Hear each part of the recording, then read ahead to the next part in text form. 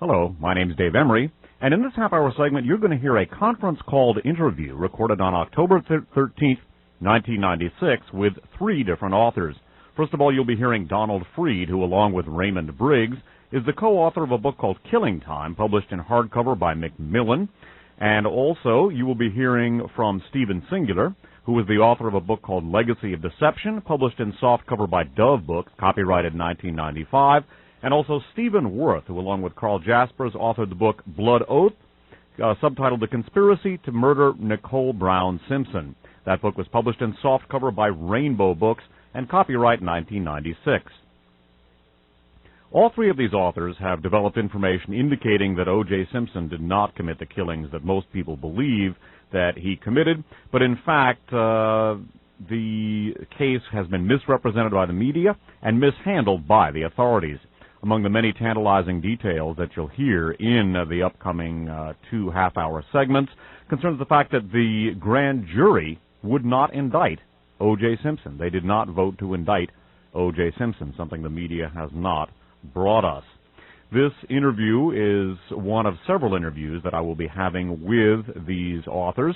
And again, there will be a free flow of discussion. I have a few things that I interject during the course of this particular interview, but by and large, it is these three authors sharing information with themselves. This program was recorded at my home base station, KFJC-FM in Los Altos Hills, on the evening of October 13th, 1996. Veteran listeners to this program will also eventually be hearing interviews with these three authors. I recorded two interviews, each consisting of two half-hour segments, on November 24th of 1996 as well. Those of you who have been listening for a long time know that I used to produce long series of programs. These interviews are not intended as a series and do not comprise a series. Rather, they are separate, standalone interviews that will, however, provide an incremental understanding of the O.J. Simpson case. However, they are meant to be aired alone. We're going to proceed now with the first side of this interview. Again, this is Donald Freed, Stephen Worth, and Stephen Singular, recorded on October 13th, 1996. I wonder if you could comment on the treatment of the media in this case, and also the treatment that each of you three have had, or in some cases, as is the case with Stevens, Worth, and Singular, the non-treatment. Well, I'd like to start by saying Donald Freed has done a great job. I've been watching him on television for the past couple of weeks. I have only seen a couple of performances, but he really stood in the fire with Fred Goldman, whenever that was, a couple of weeks ago, and that's really the first time that I've ever seen anybody challenge Fred Goldman's assumptions about this case. Somebody needed to do it. Donald did it. He kept his cool. He did it in a very good way. And then on the other program with Charles Grodin, in which for the first time you had two authors sitting there trying to present some actual evidence to people other than a lot of opinion and gossip, Donald again had the temerity to take on Joseph DeGeneva, who for 2 years has basically run his mouth about this case without anything really substantial to back it up. Stephen, I thought it was an admirable performance, and I send him my kudos. Who is Mr. DeGeneva? He's one of the regulars on the Geraldo Rivera show. I think he's connected to Victoria Tensing, who's another regular. In fact, I think they're married. I could be wrong about that.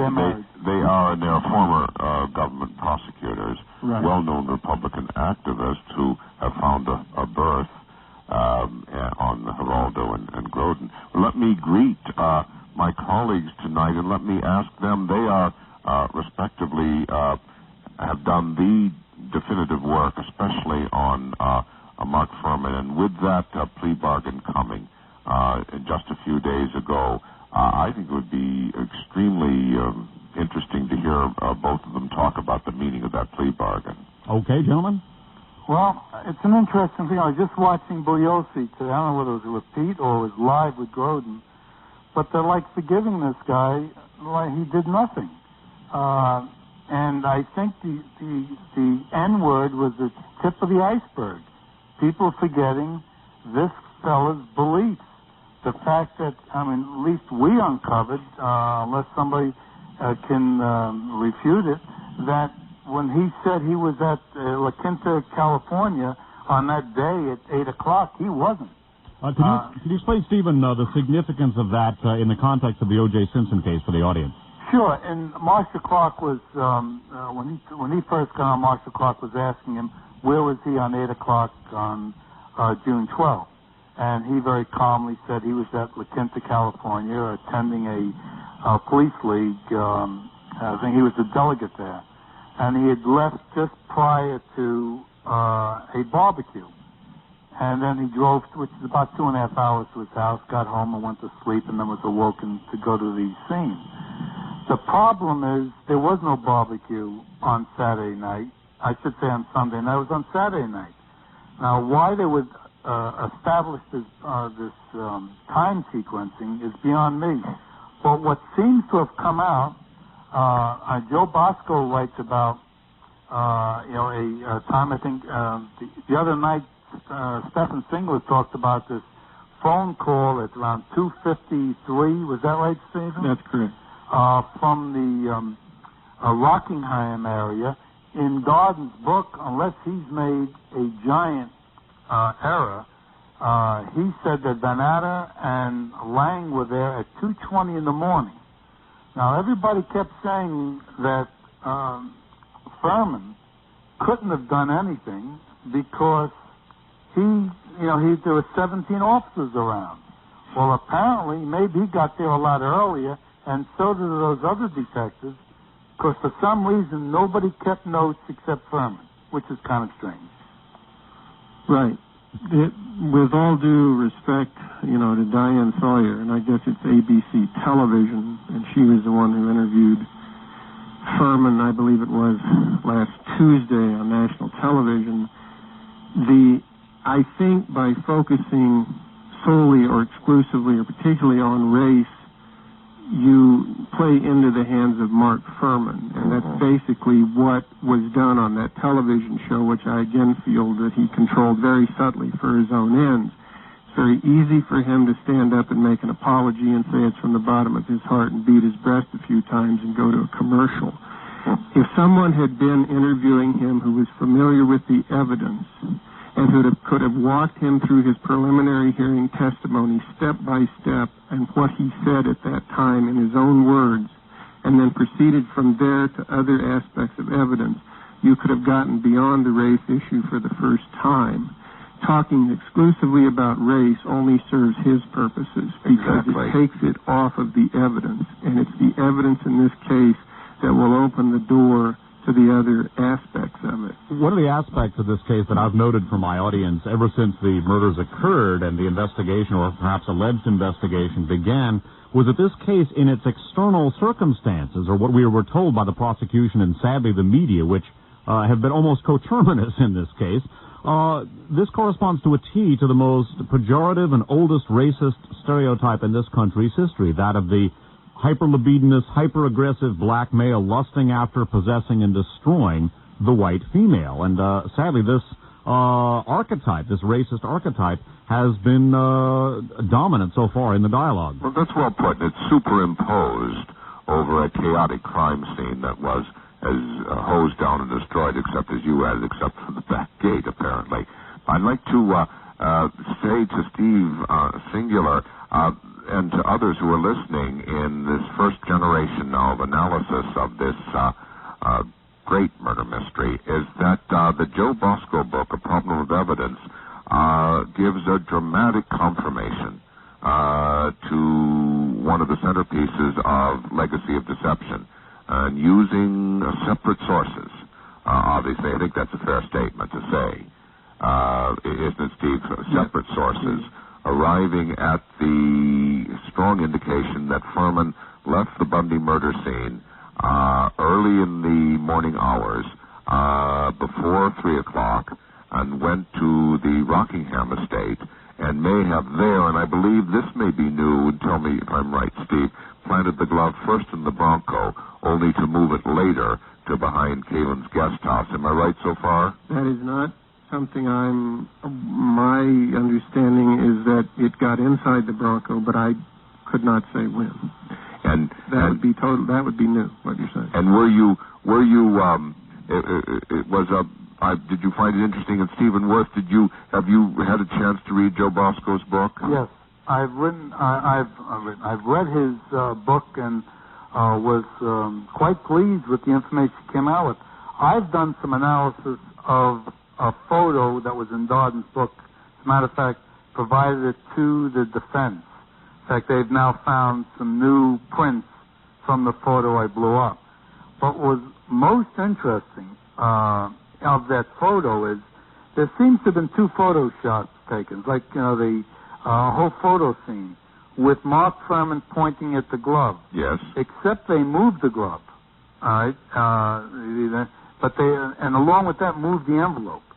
The envelope has footprints on it. Yes. Which never appeared, at least for the FBI. But not only that, when they moved the envelope, they moved the leaves along with it, which meant there was they intended to, I would say, defraud the people. I mean, what they did was they moved it so that people wouldn't realize that the envelope had been moved. Very, very strange.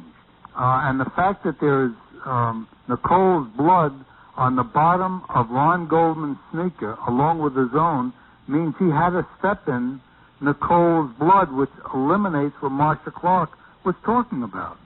Her whole theory of Nicole being first knocked out, then slitting the throat of Goldman, then coming back to Nicole. I see. It just doesn't fly. Now, Stephen Worth, this is information that's new to me. Where does your information come from? Okay, well, the information comes from a diligent reading of the depositions and the transcripts. It's the most confusing set of information I've ever seen. The boots are evidence item 78, and what they gave the implication was they took a drop of blood off of the boot, but it wasn't a drop. What they actually says, they scraped one little drop off the bottom, but they also said they took a mixture of Nicole Brown Simpson's blood and Ron Goldman's off the sides, the edges. So that no longer is just something off a knife. He had a step in it. But there are also footprints that don't seem to appear on any photos. Something else that I've noticed, I haven't seen or found anywhere in the transcripts where they show footprints and blood prints, or the blood spots, so that they're definitively to the left of the shoe prints.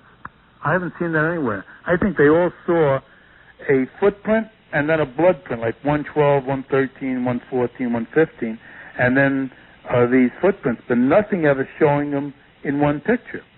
That's very interesting, extremely interesting. This civil trial will depend on the forensics to a much greater degree, and so work that you've done may enter in. I know that their defense is aware of the March 9th, 1995 examination that's in Stephen Worth's book, wherein Furman misrepresents and lies about his whereabouts on the day and the night of the murder. And then with Joe Bosco's book, confirming, giving a second source to the most sensational assertion ever made in the case, which first appeared in Legacy of Deception. This is a remarkable development if we had normal news. Of course, we don't. But nonetheless, the record is kept. The accounting is being kept. And I'd like to ask both gentlemen to comment on what I think is the journalistic coup of the case, and that is the revelation by Joe Bosco that the basically white, wealthy grand jury of Los Angeles was not going to indict O.J. Simpson. This is new to me, and I'm astounded, again, if the two Stevens could comment on that. Well, I mean, I think it's what they did is any intelligent person looking at the so-called evidence would have gone the same way. I mean, there's no mountain of evidence when you get those police officers getting up there, changing their line, and they can't remember what they did before. 15 minutes before, they can't remember, and they didn't take any notes. Well, the smarter or the higher the IQ, let's say, of individuals, and the higher the reasoning ability, the quicker they catch on. And it took, I guess, only a day or so for them to say they were not going to indict. Not on first degree murder. In terms of basic forensic evidence, you have no murder weapon, no witnesses, no, fingerprints, shoe prints that were any match to Simpson at all. And the other thing is that when did the blood appear in the Bronco? I mean, what was the grand jury told? Some of that blood was turned up in August. That's right. You may have had a few blood drops on the ground over at Bundy that had not been DNA tested. You didn't have much evidence to go on, and as Donald Fried and I have talked about in the past, it was not just the grand jury, it was people inside Garcetti's office, in particular one Peter Bozanich, who worked right under Garcetti, who came to him and said the same thing. Yep. You need more evidence before you go ahead and try to indict O.J. Simpson and try and bring him to trial. So and Mr. Bozanich, as many of us now know, was promptly gotten out of the office and demoted to Compton, another neighborhood in Los Angeles. So there were grumblings on all sides. One of the things that Bosco talked about on television that I'd certainly never heard and I was fascinated by was that he said Marcia Clark was known within the district attorney's office as the person you called when you had a problem with evidence, which, of course, is the name of his book, A Problem of Evidence. What does he mean by that, Stephen? He meant that when you've got a problem, there were probably numerous district attorneys or assistant DAs or deputy DAs that you might get a hold of, but that she was the one whose number you reached for first, meaning that it would, I'm extrapolating here, let's be clear about it, but the clear understanding I had was that it would no longer be a problem. That's right. And that Phil Van Adder promptly called her and said, and this I believe is the morning of June 13th, Marcia, we've got a problem with evidence. And what he meant, now I don't know beyond that, but that's a pretty stunning revelation right there. Donald, when you were on with Joe Bosco, when you were in Chicago and on the Groden show, at the end of the show, did Joe Bosco not say that Mark Furman had been with Nicole Brown Simpson in Aspen, Colorado? Did he? He did say that. He did? I believe that he did, yeah. You see, I was in Chicago in a broom closet. Right. So please tell me what I missed. I tried to get in touch with Joe Bosco through his publicist because I could swear. And it was just at the end, and of course, nobody said anything. I have not heard a word about it since. One of the things that is in the book I wrote, and I admit that it really doesn't go anywhere, but I was told early on there was an Aspen connection to the crime, and I sort of put that in, and I again acknowledge I wish I could have done more with it. What I was always interested in was getting a hold of phone records, because without subpoena power, that's a fairly hard thing to do. I suggested it to the defense numerous times, to Carl Douglas, and as far as I know, it was never done. I think phone records would have helped establish a lot more about that relationship, and some of them may have connected into Aspen. Well, I spoke to McKenna, and I said, had they ever gotten a hold of Nicole Brown Simpson's cell phone? Because cell phone, even if you call locally, would have something would have come up. And, with all of the talk of Mark Furman supposedly being Nicole's private cop, is it possible that she had spoken to him about watching out for her? Just Stephen, who is McKenna? McKenna is the private investigator, along with Pavlik, that worked for the defense team. Okay. And in particular, he was West Palm Beach. Associated with F. Lee Bailey. Yes. Yeah. David, a little further on this grand jury. Yes.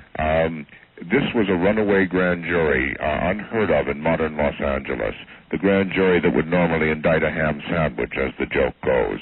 They were deadlocked 11 to 11. They would not indict any more than the mock juries or the focus groups before whom the evidence was placed, so that no group ever submitted this case has ever voted a guilty or an indictment or to bind O.J. Simpson over. And so to persist in saying that it's race that voted not guilty, rather than a lack of evidence, is a no completely exploded by Bosco's bombshell. And remember that his source is Peter Bosanic, a director in the district attorney's office at the highest echelon. Right. One of the things that you discuss in your book, Don, and is also brought up by Stephen Singular in his book, Legacy of Deception. By the way, we should mention, perhaps for the audience, that Stephen Singular's book, although sadly underpublicized by Dove Publishing, has at least had sort of a secondary life by being actually written about in some of the other books that have come out of the case, because your book proposal, Stephen, was actually a part of the investigation and the defense. Well, I mean the whole history of the book proposal, which I don't even pretend to know. I think if we knew more about it, I think it would shed light on this whole case. I really believe it played some role in the prosecution bringing in the FBI to test for EDTA, because they knew that's what the defense was up to. They made a big thing about it in front of Judge Ito, said we're going to run these tests, we're going to get definitive results, we're going to prove there's no preservative in that blood, we're going to determine once and for all it was never planted. They ran their tests, they did their due diligence, and they never called their witnesses. One of the things that Donald Freed alluded to earlier was and that you have written about, Stephen Singular, was the rapid breaking down of the crime scene. Everything was hosed down the day afterward, with the exception of the back gate, in which a blood sample was lifted weeks later, and what perhaps we could nickname in terms of the O.J. Simpson investigation, the back gate. Right. I mean, just a cursory glance at the crime scene would lead you to believe there was a lot of blood to pick up and test there. And, you know, I mean, we all those of us who followed the case closely know that there was great dispute about blood that didn't match any of the three principles. And the defense spent a lot of time trying to get that in. Photo I blew up, which I sent to Blazin. What's that? It has, first off, the glove, which is evidence item 37, never went out for DNA testing. It was type O. They didn't get a subtype on it, which means 45% of the United States could have, left the blood on that. Now, this is the blood on the glove that was found at Bundy? At Bundy. But miraculously, there's no blood on the hat, which is sitting right next to it underneath plants that are covered with blood. No, type O. OJ is what type? Oh, he's AB, I think. So this was not OJ's. Could it have been Nicole's or Ron? No. The only one who it could have been would have been Ron Goldman, but you would think, for exculpatory reasons, they would have done a total test. But not only that, the entire area around the glove has got blood drops the size of about a quarter. And they never tested any of those blood drops either. Is that right? They claim there's in fact, I think Bosco talks about some of the blood drops, maybe they tested it and never gave the information out. Back just a second to the whole question of EDTA and what I've termed backgate under the circumstances. It's really strange that the crime scene was washed out and yet this blood sample was lifted weeks later. But one of the things that your investigation, Stephen Singular, brought to the attention of, or at least attempted to bring to the attention of defense and prosecution, was the whole question of EDTA. Could you develop that? Well, I just went there early August of '94, and I said, we can all argue about this case, but it's come to my attention that if you will simply take the blood that is O.J. Simpson's, identified as O.J. Simpson's blood, and if you will test it for a preservative, you will get a definitive answer about whether this came out of his body on the night of the crimes or whether it came out of a test tube, which has a preservative, or more particularly an anticoagulant in it, called EDTA. I did a lot of research into EDTA. I put the defense onto that and hooked them up with some people who were much more knowledgeable about it than I was, so they had the scientific background. And I really believe to this day that the great hole in this whole situation is that we were never able to get a definitive answer on all of that blood. On the particular cases of the case of the socks in the bedroom, virtually everyone has now conceded that there was EDTA in that blood on those socks. So that's that. What I wanted to get to were the 5 blood drops at the Bundy crime scene. That to me is the core evidence that would have convicted Simpson or acquitted him. So go ahead, develop that. If that's his blood and it came out of his body, that would be very hard to explain. If that's his blood that was sent off to Cellmark and there's EDTA in it, I think the case is blown. I mean, there is no case. That's the critical evidence in this case. That concludes this particular side. You've been listening to an interview with Stephen Worth, the co-author along with Carl Jaspers, of Blood Oath, subtitled The Conspiracy to Murder Nicole Brown Simpson, published in softcover by Rainbow Books, copyright 1996. Another of the speakers has been Stephen Singular, who is the author of Legacy of Deception, published in softcover by Dove Books, copyright 1995, and Donald Freed, along with Raymond Briggs, the co-author of Killing Time, published in hardcover by Macmillan and copyrighted 1995. This interview was recorded on October 13th, 1996. There will be a continuation of this interview in the next half-hour segment. My name's Dave Emory. Thanks for listening.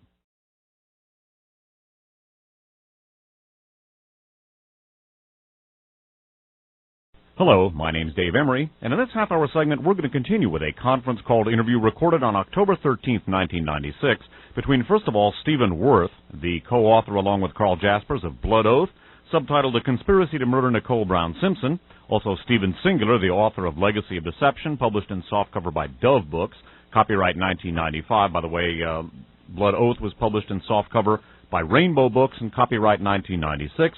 Also, Donald Freed, along with Raymond Briggs, the co-author of Killing Time, published in hardcover by Macmillan, copyright 1996. All 3 authors have developed very compelling information that O.J. Simpson, in fact, was framed and did not kill the people, did not commit the murders that he is commonly supposed to have committed, despite the fact that the grand jury, the L.A. County grand jury, would not indict O.J. Simpson, and despite the fact that a criminal jury, in the criminal case, acquitted O.J. Simpson. We're going to pick up the interview where we left off in our previous half-hour segment.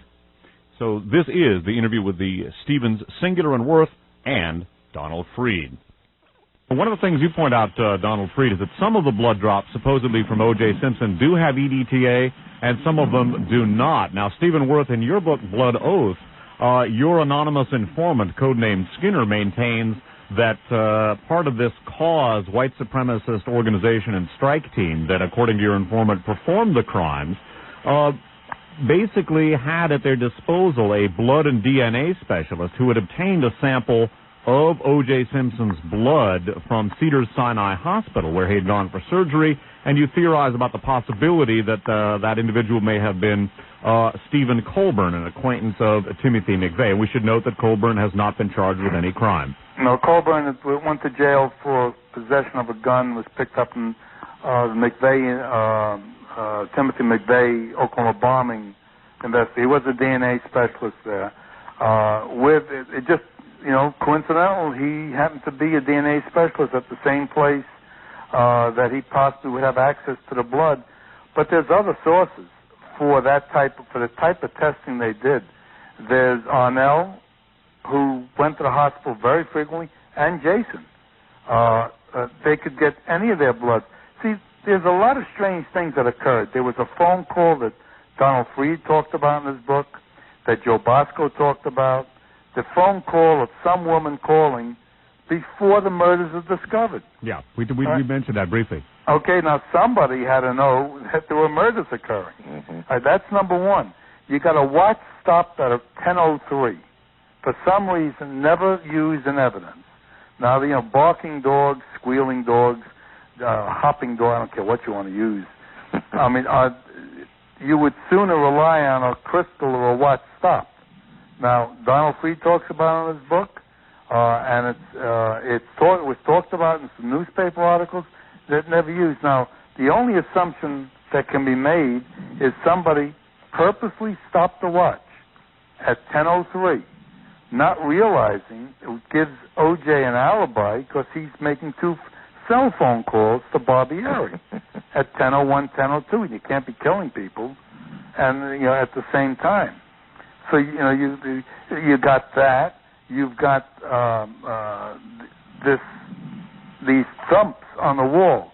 Nobody has explained the thumps on the wall. Without those thumps, there is no way that Mark Furman ever goes around to the back of the house. Right. I mean, they can make any kind of excuse. That's true. No, but now, if people say, well, his thumps didn't occur, he's got, Cato Kalen's got a witness to that. He told his girlfriend on the phone that night about the thumps. So the thumps had to have occurred unless the two of them were in. And then what rational reason would they have to, come up with those thumps? So you've got somebody pre-planning. It's the only way that makes any sense. Someone pre-planning this. Now, there's also a blue jacket, a denim jacket, that Risky talks about in his testimony that's inside Nicole Brown Simpson's house. Now, who is Lipsky? Risky was the first police officer that came to the scene. He was the one, he testified about keeping the scene. Go ahead with this. Excuse me? Go ahead, this is interesting. Yeah, keeping the scene pristine. And he talks about a blue jacket, and they were wondering, did that belong to Ron Goldman or Nicole? Now, if that belonged to Ron Goldman, the whole case changes. They never talk about it. The defense never brings it up. It kind of just flops right there. Now, nobody, what's even stranger, none of the fingerprints that you would have expected, including the fingerprints that Joe Bosco talked about, that Dr. Lee said were he saw on the eyeglasses. Now, remember, Dr. Lee couldn't do anything. They could only examine. They could not do anything to that envelope case with the eyeglasses. He said he saw a partial fingerprint that never was one of the 17 fingerprints that Aguilar talked about when he testified. Nor did he testify about the fingerprint found on the back gate that Furman talked about. Something I wanted to ask you about, Donald, and I've been an admirer of your work for quite some time, and that concerns, and this might seem a little weird or sort of a leap in terms of the O.J. Simpson case.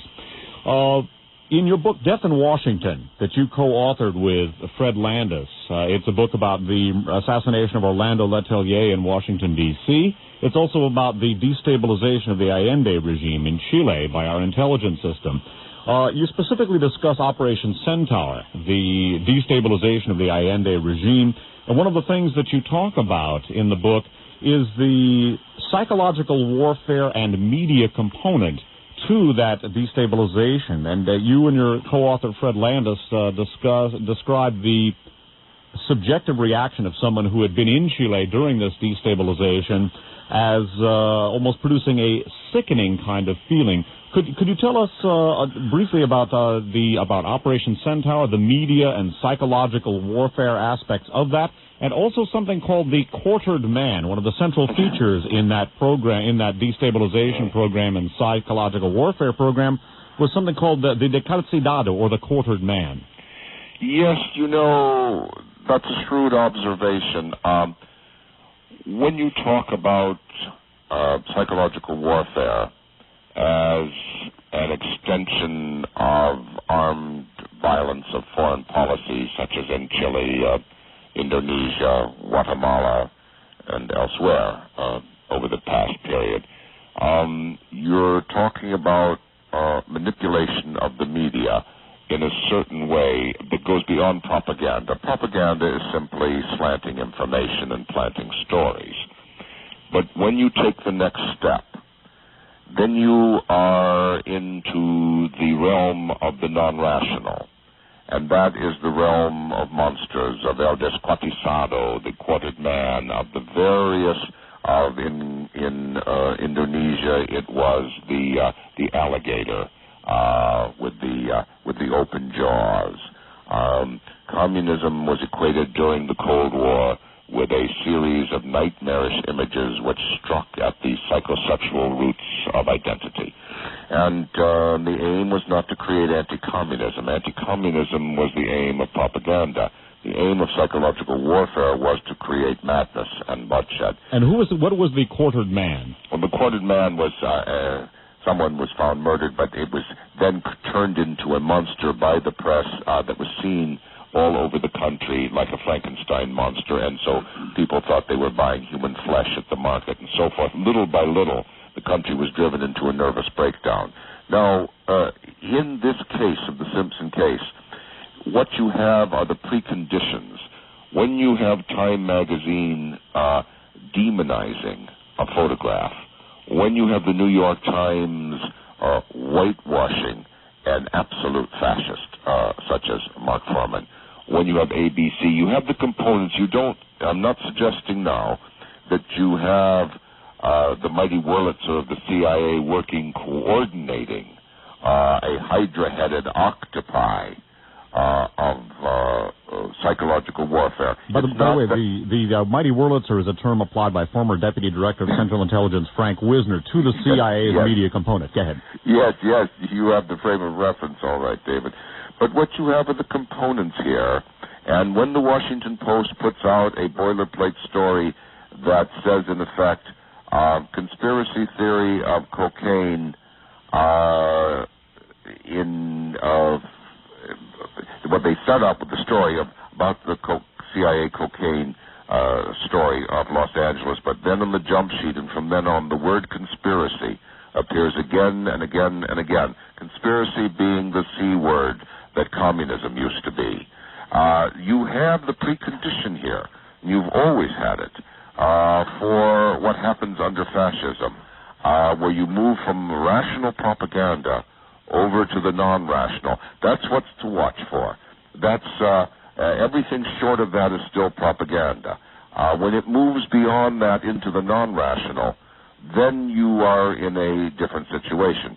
But I would like to say that to those who follow the content analysis of the media, and certainly those who follow David Emory, who always has this dimension to the stories, because that's without that dimension, that's the mirror we have to hold up to reality. The Darden book, the Bosco book, both in their way now, from separate sources, confirming the Stephen Singular book, so that you now have a way to deal with the blood evidence. There is a process here we're talking about, and if you put that on one side and the timeline on the other side, you begin to have a dialectic to deal with this, and now you can confront the racism directly.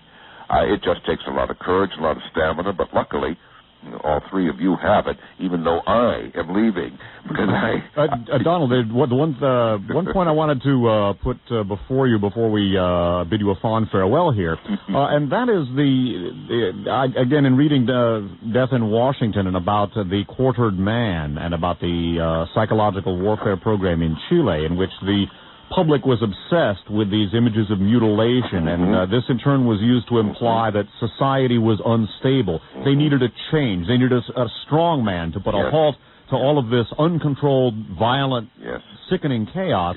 And the subjective accounts of people who had experienced this, they said they were almost physically sickened. It reminded me of at least my own reaction to the media blitzkrieg, and I use that term advisedly, vis-a-vis the O.J. Simpson case. I wonder, and again, if you think I'm full of beans, don't hesitate to tell me, but I wonder to the extent to which we might consider the murder of Nicole, and consider her perhaps under the circumstances, the quartered woman, la decapitada. Well, after all, in Stephen Worth's book, its great credibility is that Mr. Worth introduces his own critical reasoning into it. He tells the reader how far he can vouch for any given thing. He does his own independent research, which is flawless in terms of the neo-fascist movements in this country and their recent history, which, interestingly enough, hooks up with the now, I think, famous book of Stephen Singular's about the murder of Mr. Berg. So you have that, and you do know that from the ancillary material of the Turner Diaries and others, there is a great appetite and a long-shared kind of underground vision in this country of how apocalyptic events will come about. And whether a given event such as the Simpson case is fits primarily or secondarily into that, that's the kind of thing that can only be answered when you've had a full and real investigation into these matters. But all of you will probably be interested to know that as of last week in Los Angeles, the anti-terrorism unit of the LAPD, so long disgraced, the notorious unit, has now been refashioned and re-empowered.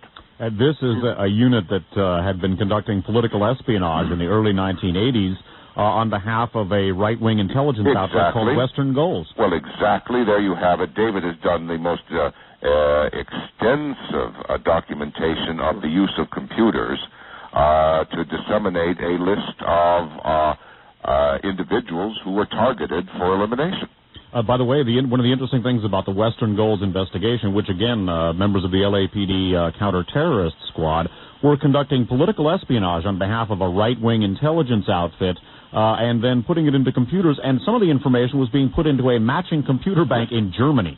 Well, that is exactly right, and some of the people involved in the predecessor to this counterterrorism unit, which was known as the Criminal Conspiracy Section, CCS, and the Public Disorder Intelligence Division, PDID. Some of these officers are now high-ranking in the LAPD, and one of them was in charge of the crime scene at Bundy. One of the things you mentioned, too, in your book, Death in Washington, in your book, Killing Time, Donald, is that right after the murders of Ron and Nicole, the LAPD engaged in an investigation of possible Confederates of O.J. Simpson. Their houses were staked out, bugged, surveilled, etc., and that some of the people involved in this surveillance were people who'd been involved in the COINTELPRO program in the L.A. area against the Black Panthers and others. Well, that is exactly right. And as Stephen Worth said, and Stephen Singular, this plea bargain was not the tip of the iceberg. It was the tip of the wrong iceberg. And now your discussion flows naturally from Furman back into the situation in Los Angeles and what it is they were turning away from, and why it is when they turned away from something, all they could see was the shadow of O.J. Simpson. Had I not made an earlier plan, I would have stayed with you, but you're all in good hands. I'll be talking to you all soon, and I thank you, and I thank the listeners. Good luck, Donald. Donald, thanks so much for participating. That concludes this interview. We have been visiting with Stephen Worth, along with Carl Jaspers, the co-author of Blood Oath, subtitled The Conspiracy to Murder Nicole Brown Simpson. That book was published in softcover by Rainbow Books and copyrighted 1996.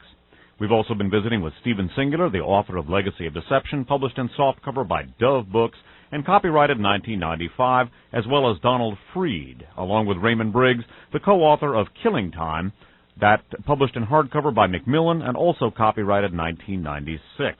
All three authors, obviously, have developed information indicating that O.J. Simpson did not commit the crimes that he is popularly supposed to have committed. There are other interviews, not as a sequential series, but rather as separate standalone entities that will, taken together, provide an incremental understanding or a greater incremental understanding of the facts concerning the O.J. Simpson case. Those other two interviews were conducted back-to-back on November 24th of 1996. All of the half-hour segments that I've been producing for about the last year and a half or so, since the early summer of 1995, as well as the interviews that I've done and the weekly One Step Beyond shows that I do, are available from a tape duplication service. The name of that tape duplication service is Spitfire. That's S-P-I-T F-I-R-E, one word. Their mailing address is P.O. Box 1179, P.O. Box 1179. That is in Ben Lomond, California. That's capital B-E-N, capital L-O-M-O-N-D. The zip code is 95005. There's also an email address, ALCALAME, that's ALCALAME, at ix.netcom.com. The address, once again, the mailing address for Spitfire, S-P-I-T-F-I-R-E, one word, P.O. Box 1179, Ben Lomond, California, capital B-E-N, capital L-O-M-O-N-D, zip code 95005. The email address is alcalame, one word, that's alcalame @ix.netcom.com. And again, neither myself nor the station gets money out of this arrangement. I am in the process of setting up a new service to distribute the long archive shows. Those are the long radio documentaries consisting of printed information read at length into the record.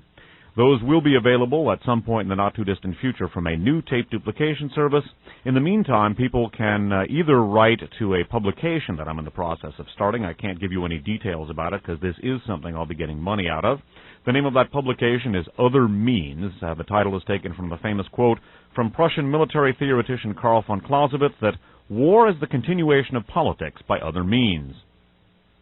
You can write to Other Means at P.O. Box 191710. That's Box 191710. That is in San Francisco, California, 94119-1710. You can write to them about information concerning the archive shows or, preferably, about Other Means. A more direct way of inquiring about the archive shows, which are temporarily available but not on a formal basis from a tape duplication service, is to write to me. And you can write to me care of, by the way, my name is David, Emory is the last name. You can write to me care of KFJCFM, that's Kangaroo, Fred John Charles FM. The address is 12345, that's 12345, El Monte Road, capital E-L, capital M-O-N-T-E Road, Los Altos Hills, California, capital L-O-S, capital A-L-T-O-S, Hills, California, 94022. Once again, you can write to me, Dave Emory, care of KFJCFM, 12345, El Monte Road, Los Altos Hills, California, 94022. There's also an email address that you can write to inquire about archive shows or perhaps Other Means as well.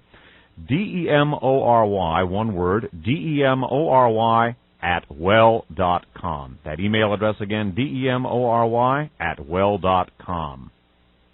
That concludes this half-hour segment. My name's Dave Emory. Thanks for listening.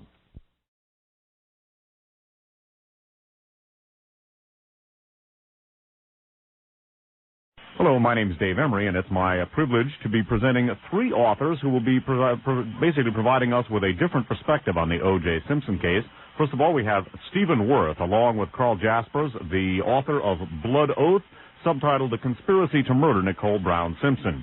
We also have Stephen Singular, the author of Legacy of Deception. Oh, by the way, Blood Oath was published in softcover by Rainbow Books, copyrighted 1996.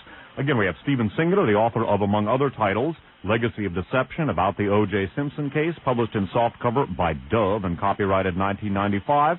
And we also have Donald Freed, the author of many titles, and along with Raymond Briggs, the co-author of Killing Time, subtitled The Full Investigation. Gentlemen, welcome once again to our airwaves. It's always a pleasure. Good evening.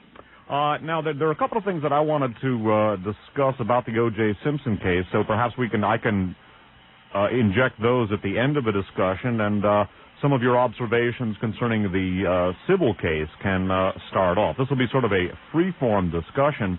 I wondered what your reactions were to O.J. Simpson's testimony on this past Friday, and also to the media portrayal of that. This is Steve Singular. I'd like to hear Donald talk about it. He's a lot closer to the action than I am certainly now. From my understanding, he's spent some time with the Bakers. And can you give us your update? Yes. First of all, gentlemen, let me greet you on this week of a media storm, a kind of a new scoundrel time, not seen for some years. But in this period, when the media seems to have gone off the rails, whether it be the hapless officer Jewell in Atlanta or the CIA-Contra cocaine connection, which brought the Director of Central Intelligence to no other place on earth but Watts, California, to face an angry crowd, or to Santa Monica, California, where there is a kind of lynching in the air. And I was in Santa Monica, and I was speaking on television, but I was observing. And I may say that the furore and the frenzy is such that no less than 3 columnists in the Los Angeles Times took note of what Howard Rosenberg, the media critic, called a second rush to judgment. Howard Rosenberg, Bill Boyarsky, and Peter T. King all set out on Saturday and Sunday in their columns to strike a cautionary note about the kind of minute-by-minute tracking that was going on by MSNBC and other media conglomerates. Tents and technicians dotted the landscape. A crowd was forming. Black clouds moved overhead. Rain fell intermittently. Klieg lights fizzed and smoked in the rain. It was an eerie, unnatural, and almost surreal scene. There were shouts, there were jeers, there were cheers. Vincent Bugliosi was driven from the greensward into a trailer by a part of an angry mob. It was Americana, such as not seen in a long time, while relays of reporters and lawyers from all over the country scuffled in and out from the audio room where the press listens to the trial, the overflow from the handful of seats available within the courtroom to accommodate the world press and that small number of local citizens, some of whom had been waiting since 4 a.m. in the morning in the rain to get into the what is now becoming a kind of killing zone. And lawyers would rush saying, Simpson's in trouble, he's in trouble. He clenched his fist, he swallowed, he breathed heavily, he sat back in his chair. And each element of the syntax of body language, of rhetoric, of answers was treated like a bullfight or a boxing match, except that you only heard the blows that were landed against Simpson. It was a scene of such terror and pity that eventually a young woman on court TV exclaimed that Simpson seemed vulnerable. He was at bay. Not that he was confused and not that anyone had forced him to lose his demeanor whatsoever. But nevertheless, the intensity was such. It seemed to be symbolized by the Goldmans, father and daughter, who leaned over the rail, staring in implacable vengeance at Simpson. And so it went throughout the day, with more promised for next week. Something that would have been familiar in the 1920s or the 1930s, not since the Lindbergh trial, has there been such atavism and such savagery.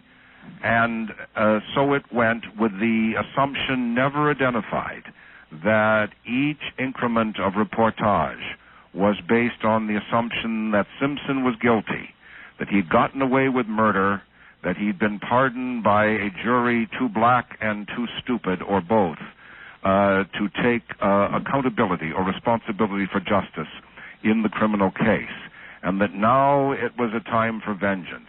Now it would be payback time the other way. Now Geraldo Rivera and the chorus of disapproval, the packs of the media, their day in court had come. This was no longer about Simpson, but it was about the media and the pundits and the professors and the experts who had been humiliated by predicting the wrong outcome in the criminal case. And there it was. And as a historian, and I'll end on this note, I said on MSNBC, though much of it was cut for the East Coast, I have to tell you, I said, this is November 22nd, 1996, a day that should remind us that it is quite possible for a human being to be turned into a monster. This is 1965 in terms of the Kennedy assassination, and Lee Harvey Oswald has yet to be vindicated by history. And I said that just as Officer Jewell in Atlanta was forced to fit the psychological profile until his timeline saved him and returned his mother's Tupperware to her, so O.J. Simpson was now forced into the psychological profile of the battering, beating husband who must become the murderer. And I said to Mr. Gibson, I see that you turn pale when I dare to suggest that perhaps, after all, Simpson doesn't fit that profile any more than Richard Jewell fit the Mad Bomber profile.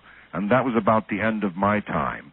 And I give you that now for your reaction. Donald, before we get the reactions from the two Stevens, I wanted to read into the record a short section of Stephen Worth's book, Blood Oath, because I think it is in opposition to what you just said, and will shed a little bit of light and also some foundation for further discussion. In Chapter 5 of Blood Oath by Stephen Worth and Carl Jaspers, in Skinner's story, the plan Skinner, the code name for the informant who spurred this book, and this this individual maintains that he was part of the actual strike team that killed Nicole and Ron, a part of a white supremacist underground group called CAUSE, Christian Aryan Underground Special Enforcers. In Chapter 5 we read, the plan for the anniversary celebration, that of the murder of Alan Berg, written about so effectively by Stephen Singular, the plan for the anniversary celebration consisted of a plot so sinister, so creative, so diabolical, that the outcome would provide for the embarrassment of an entire city, an entire race, and an entire nation. The plot included a well-thought-out action that would damage the U.S. judicial system forever. It would create a sense of doubt that would exist in every future trial. When we had all gathered in the farmhouse's spacious parlor, the Discoverer, that's one of the code name for another member of the team, the Discoverer continued to explain the rationale of the plan. Quote, evidence presented and testimony offered by law enforcement officers will be challenged forever from this case forward, unquote, he said. Still quoting, it's a plan designed in part to be a payback for all those responsible for actions that had been carried out against freedom-loving white supremacists, unquote. Another founder of the cause picked up the explanation. Quote, the plan is centered around an individual easily recognized and respected among both blacks and whites. It will look like he's being framed by the authorities. The situation's designed to call upon and challenge interpersonal beliefs that every person holds. People will choose sides. Their consciences won't permit otherwise. The final coup will occur when our target is found guilty or his credibility is destroyed. This event will generate instant racial tension followed by violence. We're going to ensure that by fueling what will already be an inflamed situation. The plan will use the distrust between the authorities and the blacks that's existed in Los Angeles for years. At first, everyone will choose up sides. As the discussions become heated and clouded with rhetoric, violence will follow. After much destruction has occurred, the cause will then step forward to take credit for the framing. But it will be painfully obvious that we couldn't have done it without the help of an easily duped, overzealous prosecution. That, by the way, by way of not only serving in opposition to your very eloquent remarks, Donald, but also to perhaps set the stage for some of the future discussion. The two Stevens, what reactions do you have to what took place on Friday and to what Donald had to say? Well, this is Stephen Worth, and what I'd like to add is basically what's been coming out of this trial, and unfortunately because Judge Fujisaki decided not to televise it, you're getting sound bites from the media. Nobody has made mention of the 23 unidentifiable footprints that Bosiak has talked about. It's kind of got lost. Nobody's talked about the cut on the right thumb of the right hand, on the glove. That's the right-hand glove. Stephen Worth, what are these 23 footprints? Because I haven't seen any coverage of those in the media. Well, it happens to be reported out of the trial. Now, I'm waiting. I've downloaded as much as I can as it comes down onto the Internet and been reading the testimony. there is a cut on the right-hand glove of. In fact, that came out of the testimony of the glove specialist, Reuben, who he had the glove in his hand. Of course, everybody would always kind of dodge around it. I don't remember whether it was a cut or not a cut. They said, would you examine it? And there's a cut on near the right thumb. Very difficult for a right-handed person to cut your right thumb. Then on the back of it, which is even more unusual, you've got cut marks on the raised blading. Now, again, that suggests that the right hand was across the front of somebody, and somebody with a knife in their left hand did it. So, but you haven't heard anything about that. I mean, that you would think that would be instant reporting because there's something newsworthy. Because that's brand new information, never appeared out there.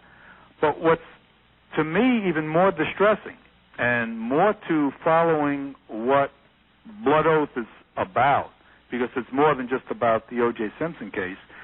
You were the first to inform me that you had heard through somebody who I checked with and verified today that Metzger, the same guy who is in our book, the same guy that was supposedly linked to the attempted bombing and burning of the first AME church, is now recommending to his people, to other people. As a matter of fact, he'll autograph my book, anybody who orders it. He's recommended two books, my book and the one by Carl Rowan, The Coming Race War in America.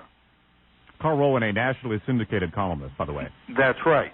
And, the Carl Rowan's book talks about Turner Diaries and a lot of these militia groups. And he's also, by the way, Carl Rowan is also black. That's right. Apparently, I think this starts to support what the information was provided to us.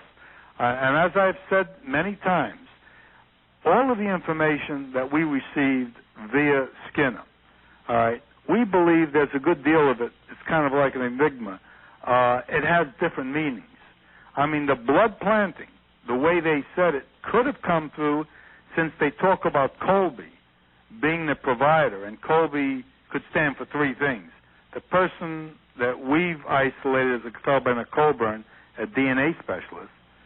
Colby, who was out of the CIA, which is was the next door neighbor on Gretna Green of Nicole, or Colby, which is the location of the LAPD headquarters where Mark Furman came out of. Stephen Worth, we should note for legal purposes that Tom Metzger denies any involvement in the attempt on the first AME church, although he does admit being in touch with the Fourth Reich skinheads. Go ahead. Right. Well, it's what I'm going by is what's in newspaper articles that talked about him. Now, there's no definite link.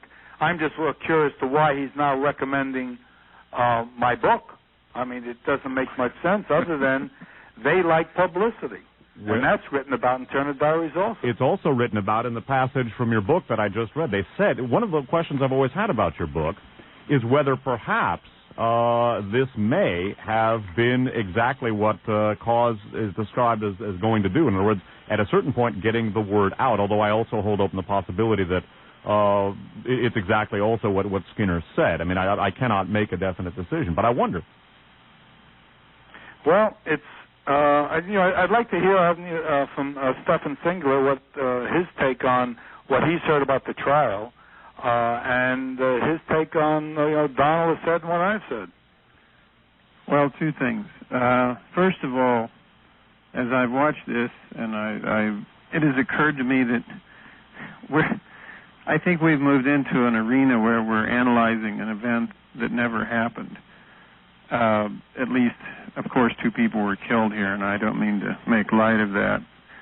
But I'm just having great difficulty getting past that. I mean, when I watch the level of analysis, the amount of time and energy and media that is devoted to this, that's what I am, from my own personal opinion, that's what I believe. I believe that people are essentially analyzing an event that never took place, which throws this into a whole other category, which perhaps Donald and David are better equipped to analyze than I am. Number two, at the risk of being exceedingly politically incorrect, I don't think we have any concept of what went on between Nicole Simpson and O.J. Simpson. And if some people may see this male-female thing as black and white, but I'm not one of them. And I don't know what went on between these two people. I don't know who hit whom or when or where. But I am willing to believe, I do definitely, profoundly believe that it is not the black and white situation that people have made it out to be, and that's not an excuse for domestic violence or anything else. We simply don't know what happened. We have facts and absolutely no truth.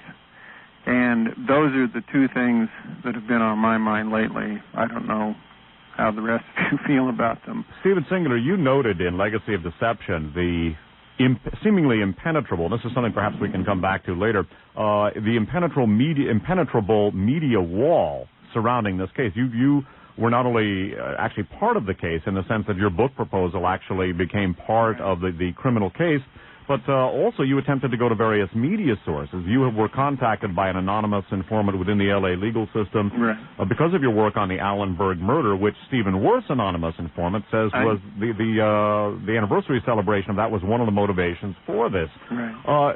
It's astounding to me to see the way the media is covering it. The San Francisco Chronicle of Saturday, November 9th of 1996 carried some information about Werner Spitz, who was testifying concerning the forensics for the plaintiffs.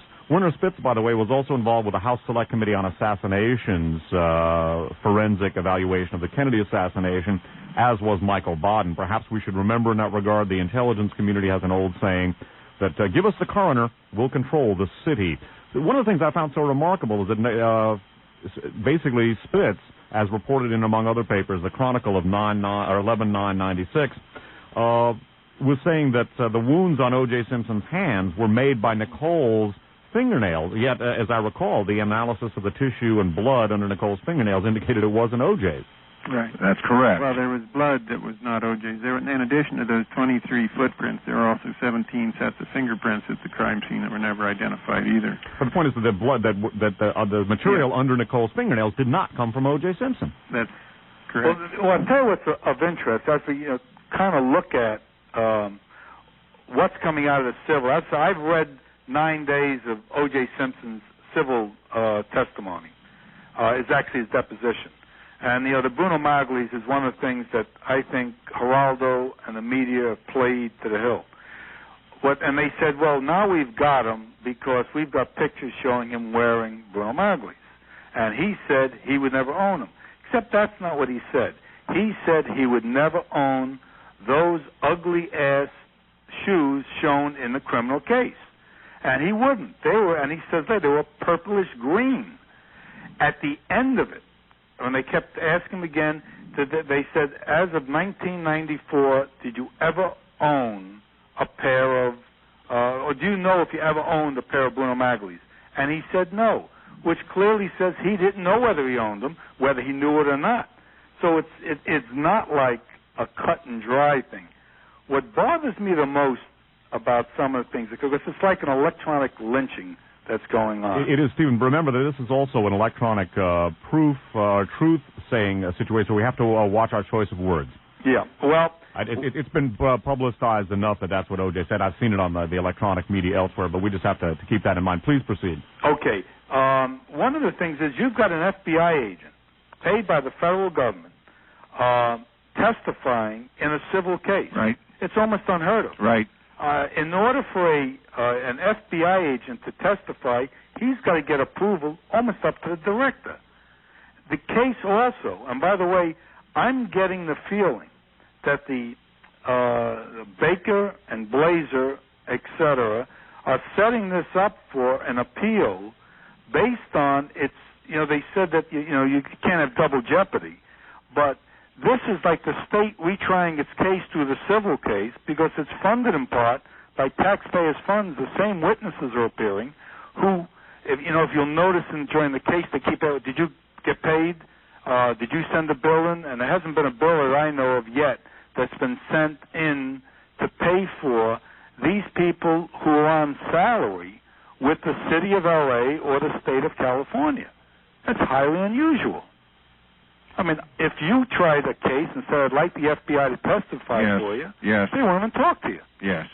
Stephen Worth, something that you and Donald Freed both point out is that both Nicole and O.J. were getting both written and telephone death threats from white supremacist groups. Some of these were apparently delivered, according to your sources, by basically sympathetic to the cause group, LAPD people.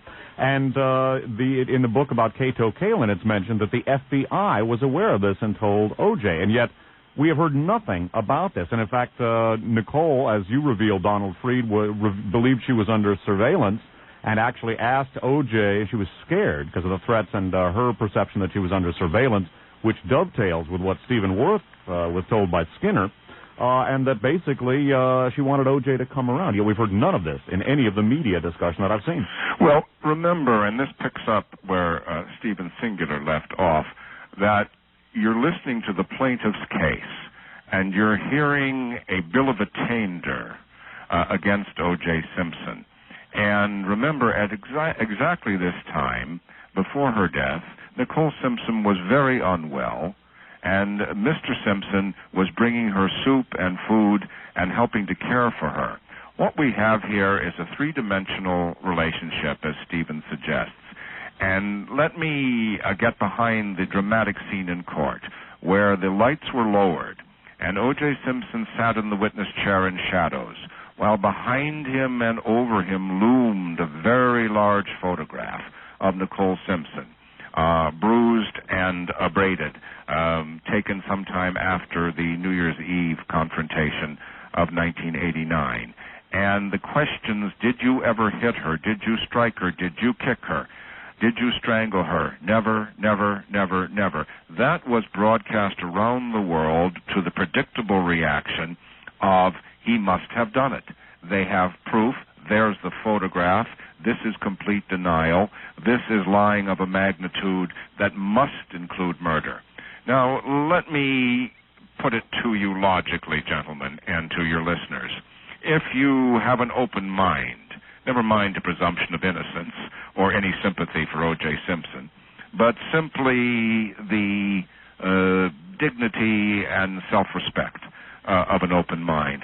Let me tell you what those pictures show. Remember, there's only one set of pictures. There's only one credible incident of physical contact to which O.J. Simpson pled no contest, that is to say, guilty, and took responsibility, and that is New Year's Eve, 1989. Now, what that photograph shows, and the defense may indeed boldly decide to use that photograph for Simpson rather than against him, and here's how that would work. The photograph shows scratches, bruises, abrasions, redness, and some discoloration. And that is consistent with Simpson's statement that they wrestled, he had her in an arm lock, he held her, he had to push her, he locked her out of the room, all of this as a result of a mutual physical, let us put it neutrally, a physical confrontation.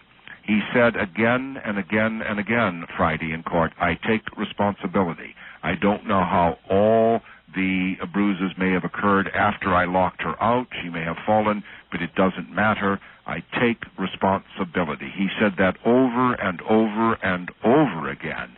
And only if you play that against the statements of never, never, never. Now, does the testimony make sense? Let me conclude in this way. Let me tell you what the photograph does not show. The photograph does not show that O.J. Simpson hit Nicole Simpson. Because if O.J. Simpson had ever hit Nicole Simpson, if any heavyweight athlete, and in this case one of the great world-class athletes of coordination and power and speed, who doesn't have to run anywhere to hit someone, if he's standing next to a smaller, however fierce physically and well-trained Miss Simpson may have been, she was considerably smaller and slighter. And if she was standing within range of O.J. Simpson's arm and fist, you would not be looking at a young woman with scratches and bruises. You would be looking at a smashed face, One point we should make, Donald, because O.J. Simpson's athletic prowess has come into the argument that he could have done it because he was such a great athlete. He certainly is still very, very strong, but he's no longer the running back he once was. He's very arthritic, as it came out in the... yes, and that applies to... That's the killing time itself. I'm now talking about 1989. And had he hit her, you would see broken bones. Mm-hmm. You would see wires. You would see prolonged hospitalization. You know, Donald, there's another interest... Stephen Worth, I want to take...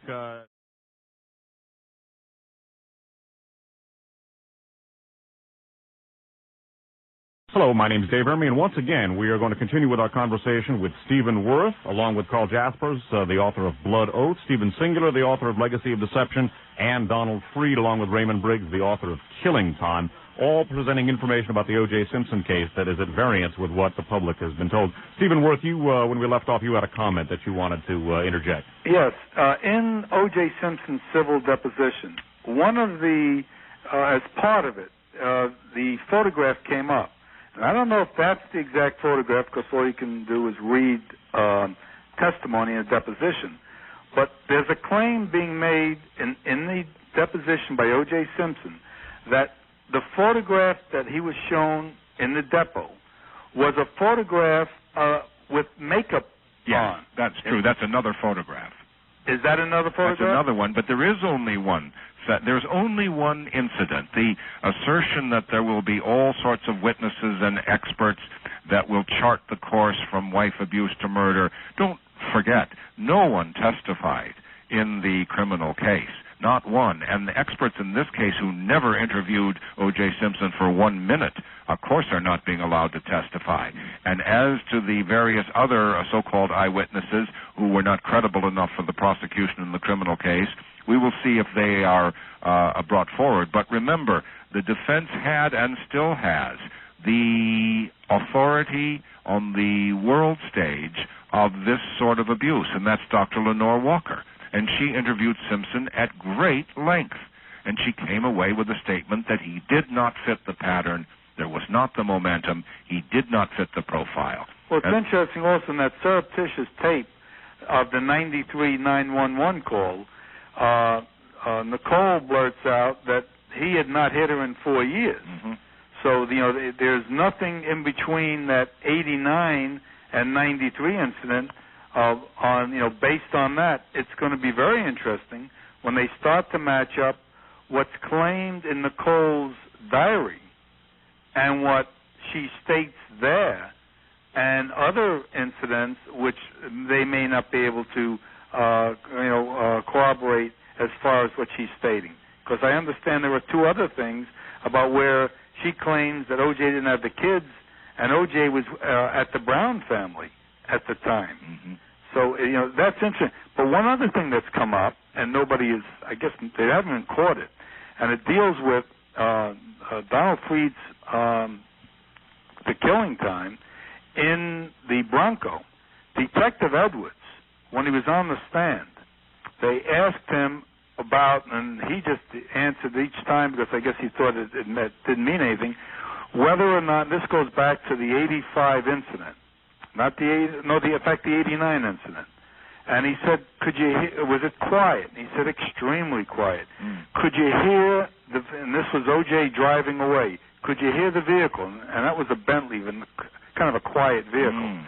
And he said, yes, you could even hear it shifting. Really? It's changing in speed. So that's going to set up perfectly for a scenario if someone says, why didn't Alan Park hear that vehicle? And you know that Alan Park was asked, just as Stephen Worth has brought up, that the FBI on the stand last week revealed that there were 23 partial prints never tested and never analyzed. In that regard, Donald, let me interrupt ever so briefly. I wanted to interject at exactly this point, and perhaps as you continue, you could incorporate this, and other, the two Stephens can incorporate this into their comments. San Francisco Examiner of Tuesday, November 5th of 1996, has an article by Laura McCoy, MECOI, of the Scripps McClatchy News Service, State Line, Santa Monica, headline, O.J. defense suggests dog-carried evidence. And what I want to read is the way Judge Fujisaki is hearing this particular case. Skipping down, we read, Fujisaki continued Monday to block defense questions about evidence seen but not collected, and he refused to let the defense float most of its alternate theories about the killings. Fujisaki, for instance, blocked defense efforts to press Fung about his failure to collect a piece of triangular paper police photographs show between the murder victims' bodies. The defense argued at the first trial that an imprint on the piece of paper could have been the shoe print of a second killer. The judge also blocked extensive questioning about the lengthy delay in spotting a blood stain on a pair of socks found on Simpson's floor. Simpson's bedroom floor. Two other articles very quickly with regard to not only that particular aspect of Fujisaki's conduct, but the jury selection. That, by the way, the San Francisco Examiner of, once again, November 5th of 1996. The San Francisco Examiner of Monday, October 14th of this year. Simpson jury pool is weighted toward, quote, probably guilty, unquote. Subheaded, judge tended to exclude blacks who think he's innocent. Only 6% in the group believe that's likely. This is by Michael Fleeman, F-L-E-E-M-A-N of the Associated Press, Dateline Santa Monica. That again, San Francisco Examiner 10/14/96, and the San Jose Mercury News of 9/25/96. Also AP, also out of Santa Monica. Simpson judge pushes jury selection. Biased or not, potential panelists are joining the pool. And this knocked me out of my seat when I read it. Among those admitted into the jury pool by the increasingly impatient judge was a white female correspondent for Time magazine who joined the chorus of potential jurors inclined to believe Simpson guilty. There's an old rhythm and blues novelty song called Framed from the 1950s in which one of the lines says basically, the judge took out a bottle of whiskey, poured it over my head, and said to the jury, convict this man, he's drunk. You know, and it's all about a guy singing about how he was framed. And this reminds me a little bit of that novelty song, only in a much grimmer way. Gentlemen, your reactions to some of this, because this, again, in the context of evidence that was not collected, and apparently Fujisaki will not allow this to be discussed. Stephen Singular, you wrote about how Judge Ito dealt the defense setback after setback after setback. Yeah, this guy apparently just wants to out-Ito.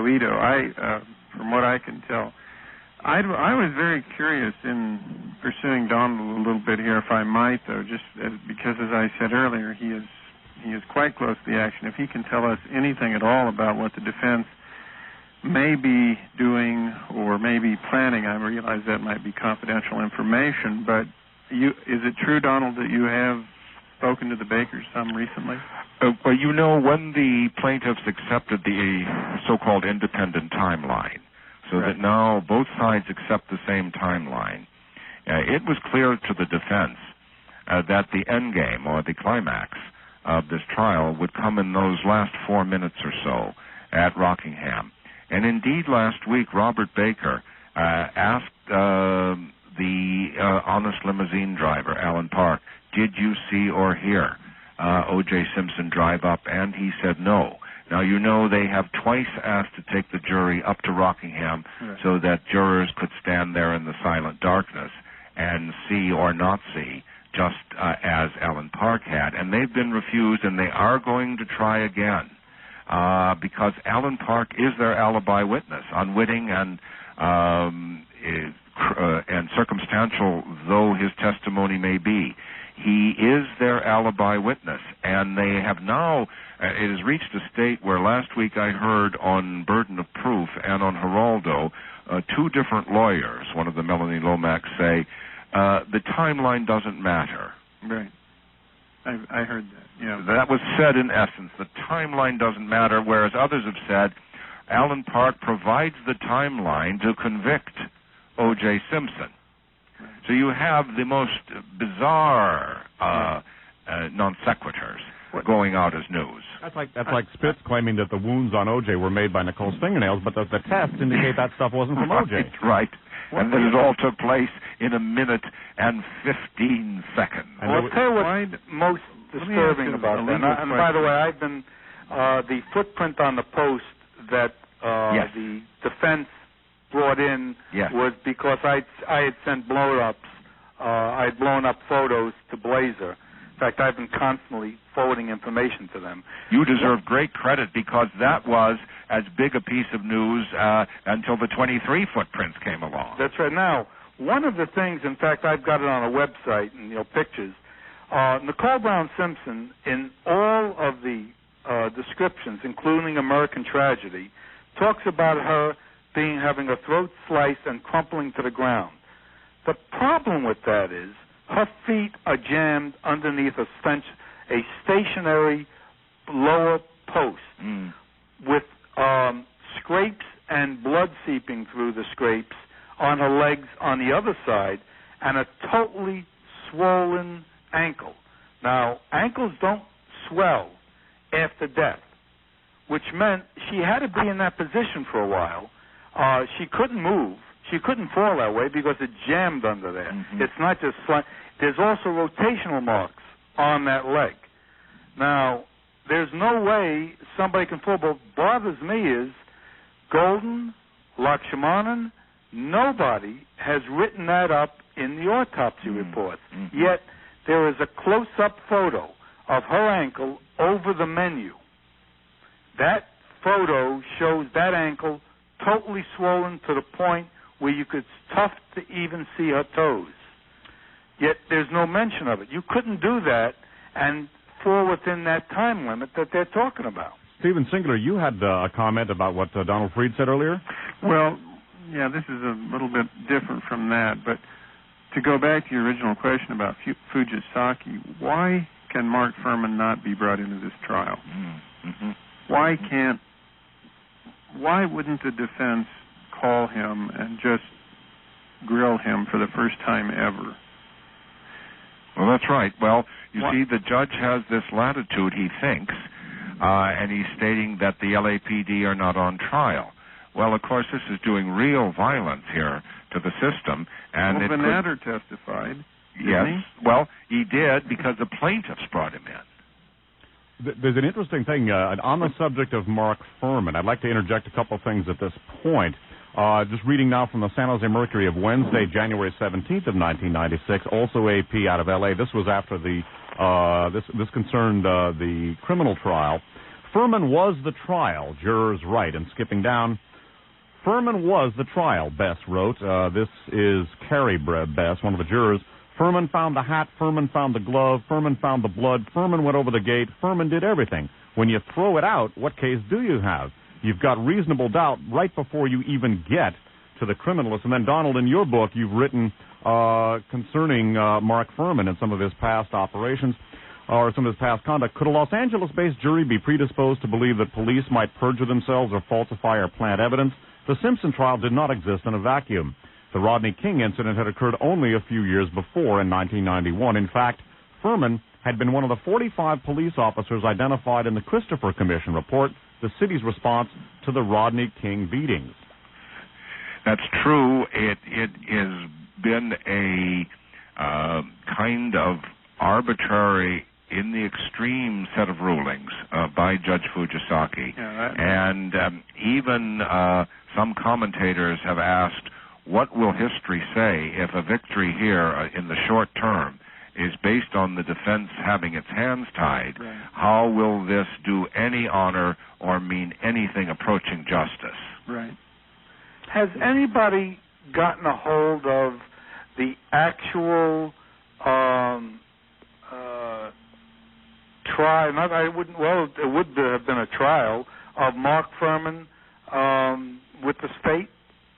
What was contained within that? Because in speaking to somebody from the Criminal Investigation Department, they apparently said that part of the reason that he pled no contest was there was more behind that than just that single thing of I never use the N-word.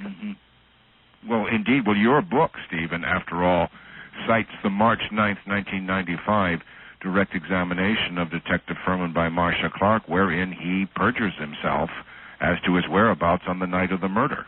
Yeah, there's been a lot of talk about Mark Furman, which if unless you can bring him up on the stand, you can't ask him. How much involvement? How well did he know Nicole? By the way, there's a picture, and one of the things I'm trying to do is get a hold of the color photos. There's a picture showing the hat, which that's another thing, by the way. The judge finally allowed in that the hat and the glove may have been planted. and that's a surprise. He let that in with Lang, because that hat has absolutely no blood on it, yet it's under a leafy plant that's covered with blood. And it's also, that glove at Bundy was never sent out for DNA testing. Yes. Right. We mentioned this, by the way, in one of our previous interviews, Stephen. I'd like to, if at all possible, and this is not in any way to negate the importance of what you're saying, but to get to some of the things that we have not had a chance to talk about. Stephen Singular, you had a comment that you were about to make. No, it was just a bit of a follow-up on the absence of Furman from the trial. I don't understand that at all. It seems to me that his defense could call him as a witness. If he's hostile, he's hostile. But they could ask the questions that now seem on the table for people who have really studied the evidence. And without that, I mean, the whole thing just seems a bit hollow to me. If O.J. Simpson can be grilled, he can certainly be grilled. It's interesting that both your anonymous source from within the legal system, Stephen Singular, and also your anonymous source who maintains he was part of the strike team, had talked about basically Nazi elements or white supremacist elements infiltrating LAPD, which is something that has been fairly well documented.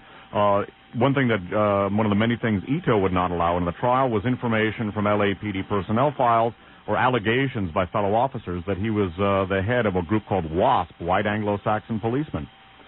You know, going to something that's new, and by the way, I've just faxed, to Baker the same thing for him to check. If O.J. Simpson went to McDonald's to get a hamburger and came back, and Cato says he never saw him go back in the house, nobody has asked whether or not Cato remembers whether O.J. Simpson set the alarm before he left to go for the hamburgers.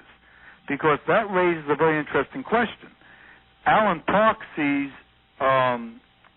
O.J. Simpson go into the house around 10:54.12, something like that.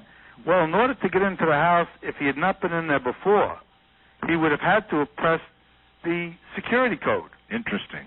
Yeah. Right? And not take some time. Interesting. A couple of interesting things about going back to the LAPD and some of the interesting connections there. There was discussion this past week about a surreptitious wire recording of O.J. Simpson during, was it a 1993 incident? Yes. According to a researcher in the Bay Area who's written a long article about the O.J. Simpson case, that officer, I believe his name was Lally, was also a member of the Christopher, of the LAPD 45. In other words, he was another of the officers cited. I will follow up on that, but he's a pretty responsible researcher. Interesting. Where was that article, David? I will find out the source. It's a fellow who writes, a fellow named Bob Miller in the Bay Area, who's written a long article that ultimately I hope to publish in the journal that I'm launching. Interesting. But that's very interesting. It's also there are a lot of interesting connections to this case. Warren Christopher, of course, currently Secretary of State, was, according to an Alexander Coburn column in the Anderson Valley Advertiser, the Assistant Attorney General in charge of the COINTELPRO program. Speaking of COINTELPRO, and this is something that harkens back to some of Donald Fried's early research, and Donald, this is something that you touched on, we touched on in our discussion in October. You write on pages 112 and 113 of your book as follows. Jason, that's Jason Simpson, O.J.'s son, was not the only other possible suspect. The LAPD spent considerable time and effort to ferret out anyone who might have been involved in the crime. Authorities admit constant observation of a number of potential co-conspirators, including, quote, residence monitoring, unquote, which means having undercover officers move into a domicile near the target. For that assignment, our independent investigators learned police officers who had been active in the notorious covert operations against the Black Panthers and other militant rights and peace groups in the 60s and 70s were used in developing the LAPD strategy. Donald, in the Glass House tapes, you and your fellow investigators in the Citizens Research and Investigating Commission wrote about the criminal conspiracy section, the LAPD intelligence unit very much involved in these things. And you actually brought up in our last discussion, Donald, a connection between people in that unit and the case. It's interesting, and only a researcher and historian of your encyclopedic powers could remember such a thing, but it comes in handy because history is going to have its claims in this case, David. It so happens that an LAPD undercover officer named John Dial had infiltrated the Citizens Research and Investigating Committee, as well as any number of other groups, using a karate studio to train militant leftists as a front. And he had moved into the actual domicile of Bob Dugan and Marilyn Katz, who were in the leadership position of a number of groups in Los Angeles who were involved in civil rights and the anti-war movement and labor organizing and so forth. And it later came to light that he worked not only for the LAPD but for the FBI. This is highly unusual and actually illegal. Nevertheless, there was this combination, and he lured Dugan to Mexico, where they were both arrested by the Mexican police. Dugan was almost killed in a torture session, and Dial at that time simply also appeared to have been much abused by the Mexican police. It later came out in court records that he had been simply posing as a revolutionary and had lured Dugan there. Well, Dial went on to marry a young LAPD officer who had been working for a newspaper in Italy, a newspaper funded heavily by the Central Intelligence Agency, according to various House Select Committee and Senate hearings. Was that the Corriere della Sera? Exactly. And this woman, Connie Milazzo, had infiltrated a research group, which I was active in, and she is now known as Captain Constance Dial, and you may recognize that name as the as the regnant police officer, the highest-ranking police officer on June 12, 1994, who was in charge of the murder scene at Bundy. So this is an individual who had worked with the criminal conspiracy section and who had also worked for a newspaper in Italy that had received a lot of CIA funding. Exactly. That is obviously does not establish a hard connection necessarily between her and the CIA, but it certainly is what I like to call food for thought and grounds for further research. One of the things that I've long suspected with this case, and this might appear crazy to some people, and perhaps even a little outlandish to some of the gentlemen that we have here, I have suspected the possibility of the involvement of elements of the intelligence community with this case from the beginning. Not only when I saw Michael Baden of House Select Committee in fame showing up on the defense team, but also one of the things that both all of you've written about, and in particular Stephen Singular, you talk about once again the media wall that has surrounded this case, the impenetrability of this. And I've wondered about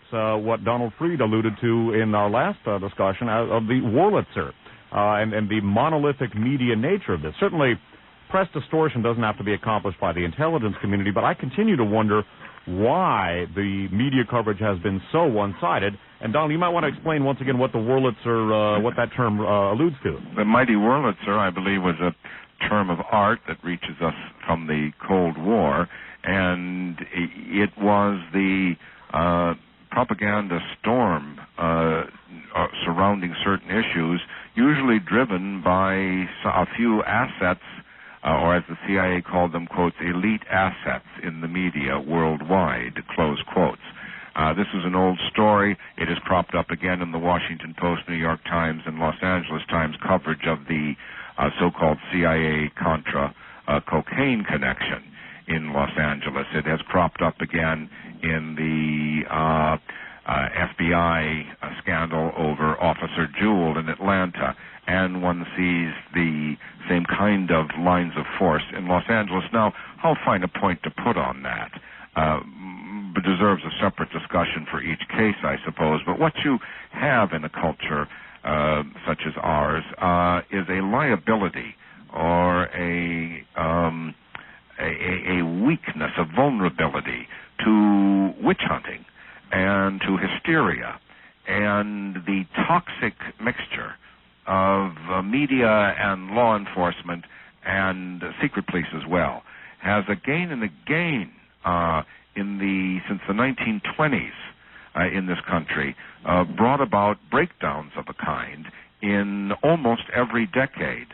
Now, with the Cold War over and the CIA widely disgraced, it seems that the searchlight has swung around and is casting its glare on the domestic scene. And this Simpson case has resulted in a very strange situation, so that last week there were two separate assertions that the Simpson case was best analogized with the Alger Hiss case.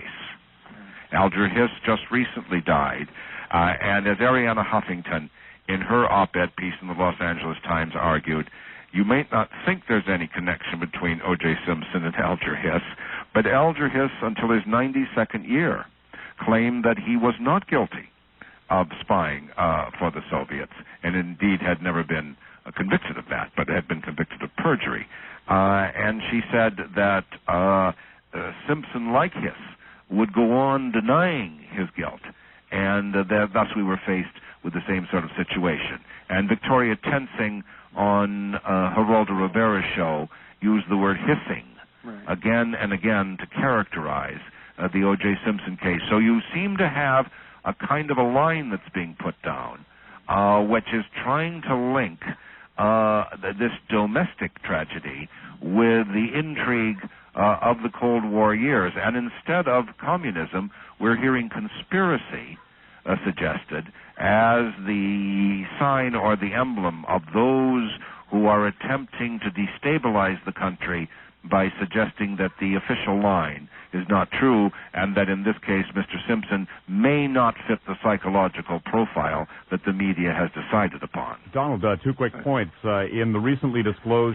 disclosures of Richard Nixon's planning to burglarize the Brookings Institute, he says that basically we need that information to do what I did in his case, which was to try the case in the papers and to discredit his. Also bear in mind that, as you and your fellow researchers pointed out in the Glass House tapes, the Squad 19, the criminal conspiracy section of LAPD, deeply involved in the actions against the Black Panthers, had very close connections with elements of the federal intelligence apparatus, whether or not that's applicable to this case.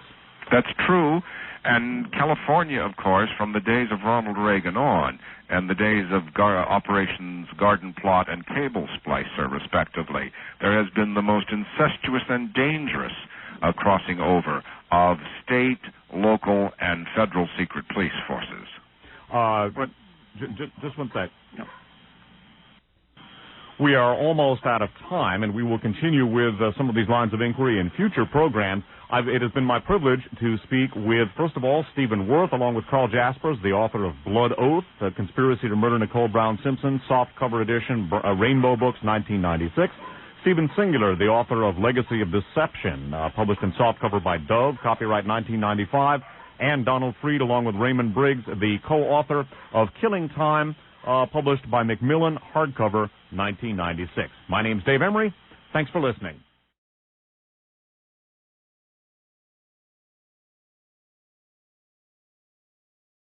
Once again, it is my privilege to be joined by Donald Freed, along with Raymond Briggs, the co-author of Killing Time, published in hardcover by Macmillan, copyright 1996. Stephen Singular, the author of Legacy of Deception, softcover Dove, 1995. And Stephen Worth, along with Carl Jaspers, the co-author of Blood Oath, The Conspiracy to Murder Nicole Brown Simpson, softcover Rainbow, 1996. Gentlemen, once again, let's proceed. Let's proceed with our analysis. Stephen Worth, one of the things that you brought up in our past discussions concerns a comparison between the Manson killings and the scenario presented by your anonymous informant Skinner. Could you perhaps briefly develop that again for us? Sure. And it's one of the things that surprised me about Vincent Bugliosi, about his book Outrage, where he never takes into account his famous Helter Skelter. Helter Skelter was basically about Manson, who set out to start a race war. He picked prominent white people to savagely brutalize them, which is what he did with the Tates and LeBiancas, with the idea of blaming it on the Black Panthers. Right. And as such, would walk away. And Bugliosi, in his own words, when he was going to court to try it, the judge did not believe. Said, you better come up with a better motive than just someone's trying to start a race war. But that was the only motive that was there. What's even more interesting in that book is that he had his own little. If someone wanted to follow helter-skelter and do do these crimes, all he had to do was follow this time that was laid out by Bugliosi, because and some of the incidents. What you had was Manson training his people how to cut the throats of people by grabbing the hair, and he demonstrated on one of his young girls, grabbing the hair and slitting the throat. That was one of the things. And he had this kind of killing thing. But what's even more interesting, and you talk about deja vu, you had two people who were involved in the Manson murder and in the Cole Brown Simpson murder. You mean Vanetta? The investigations. That's right. Yeah. Vanetta was an investigator on the earlier case, and one of the first police officers, I think his name was William Richard Wally, was one of the first officers on the scene. But not only, and also on both scenes. He was the first officer on the scene at the Manson murders, and one of the first officers at the scene of the Bundy case. But what's even more interesting is he claims in a news article, this is Wally, that he took the kids out the back and took them down to the police station.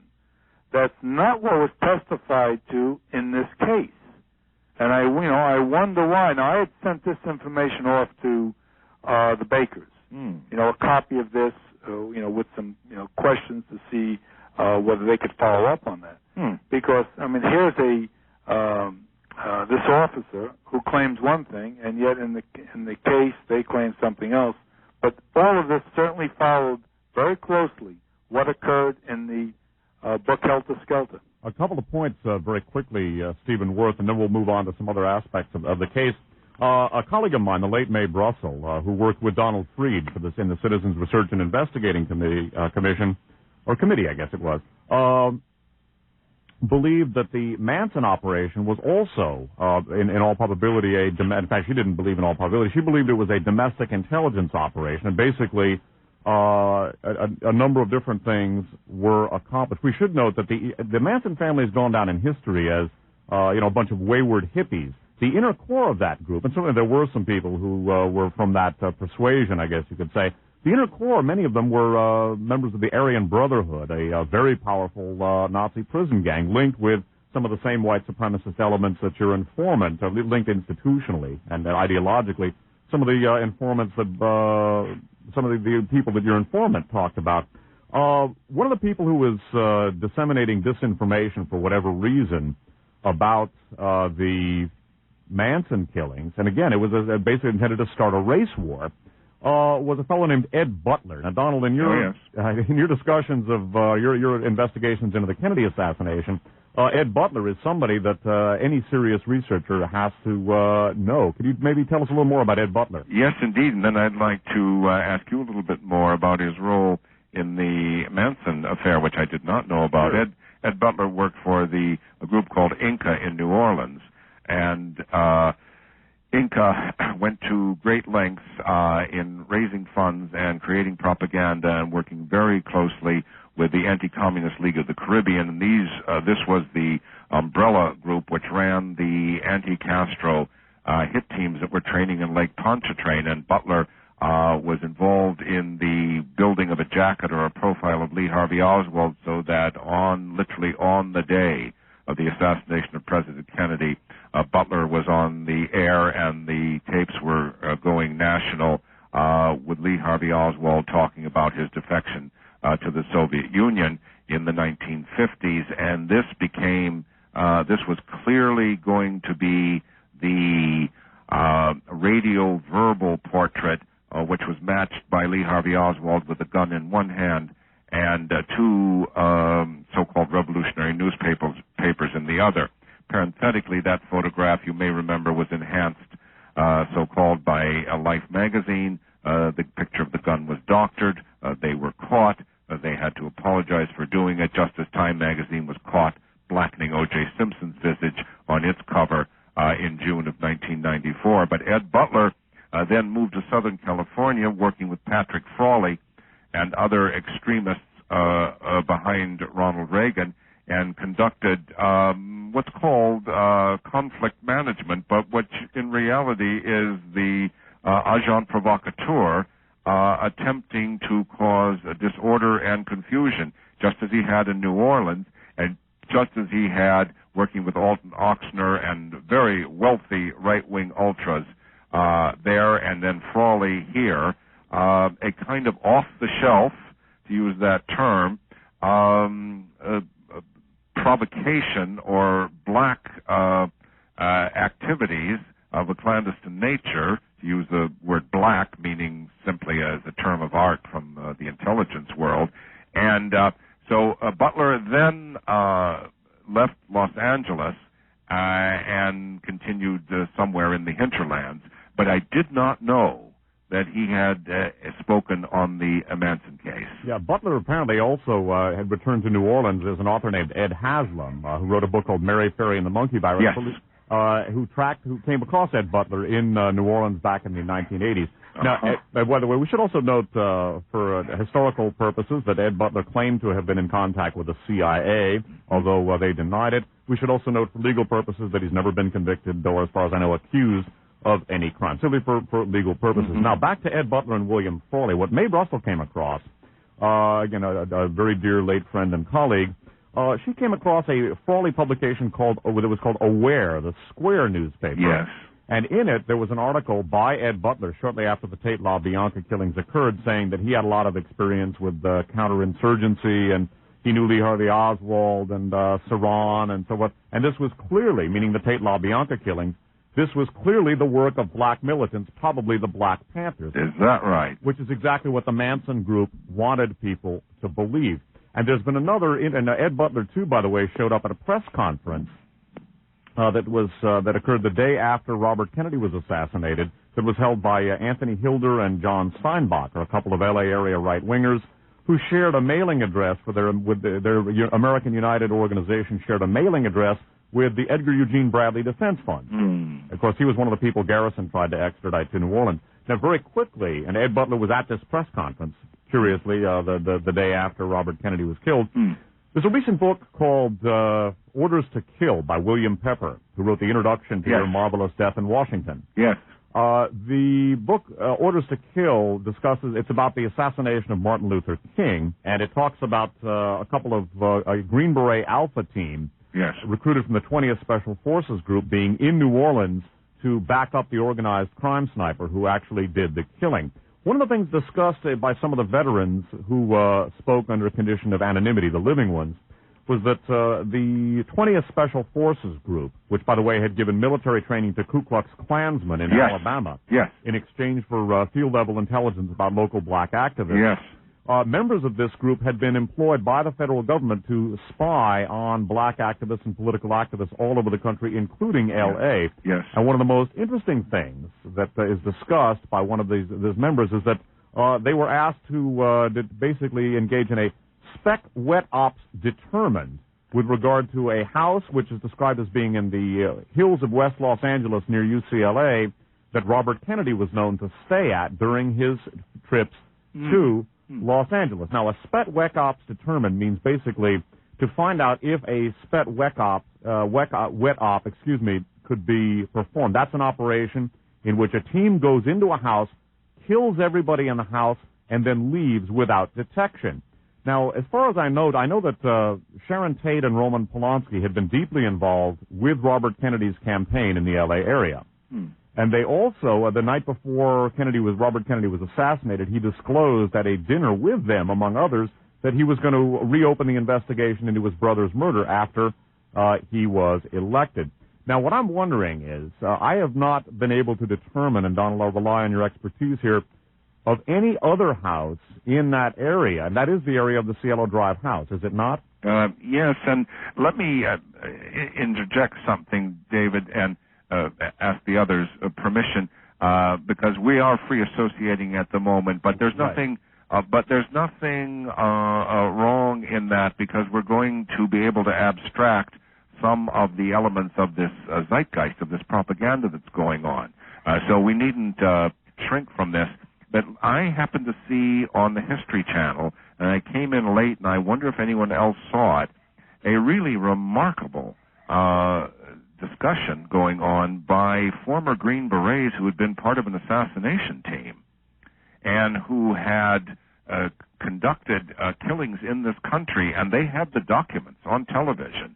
And it was called the Freedom Force, and it was a riveting and totally credible discussion. Now, I did not hear the first part, but the man who was basically on camera and who broke down at the end, and now an elderly man, but there were his pictures with his medals in his youth at Fort Bragg, and he had refused an assignment to kill a high-ranking naval officer, and the assignment had been that he had to be killed before his retirement in 1965, and he said he would not kill anyone in this country. That was not his understanding of his training.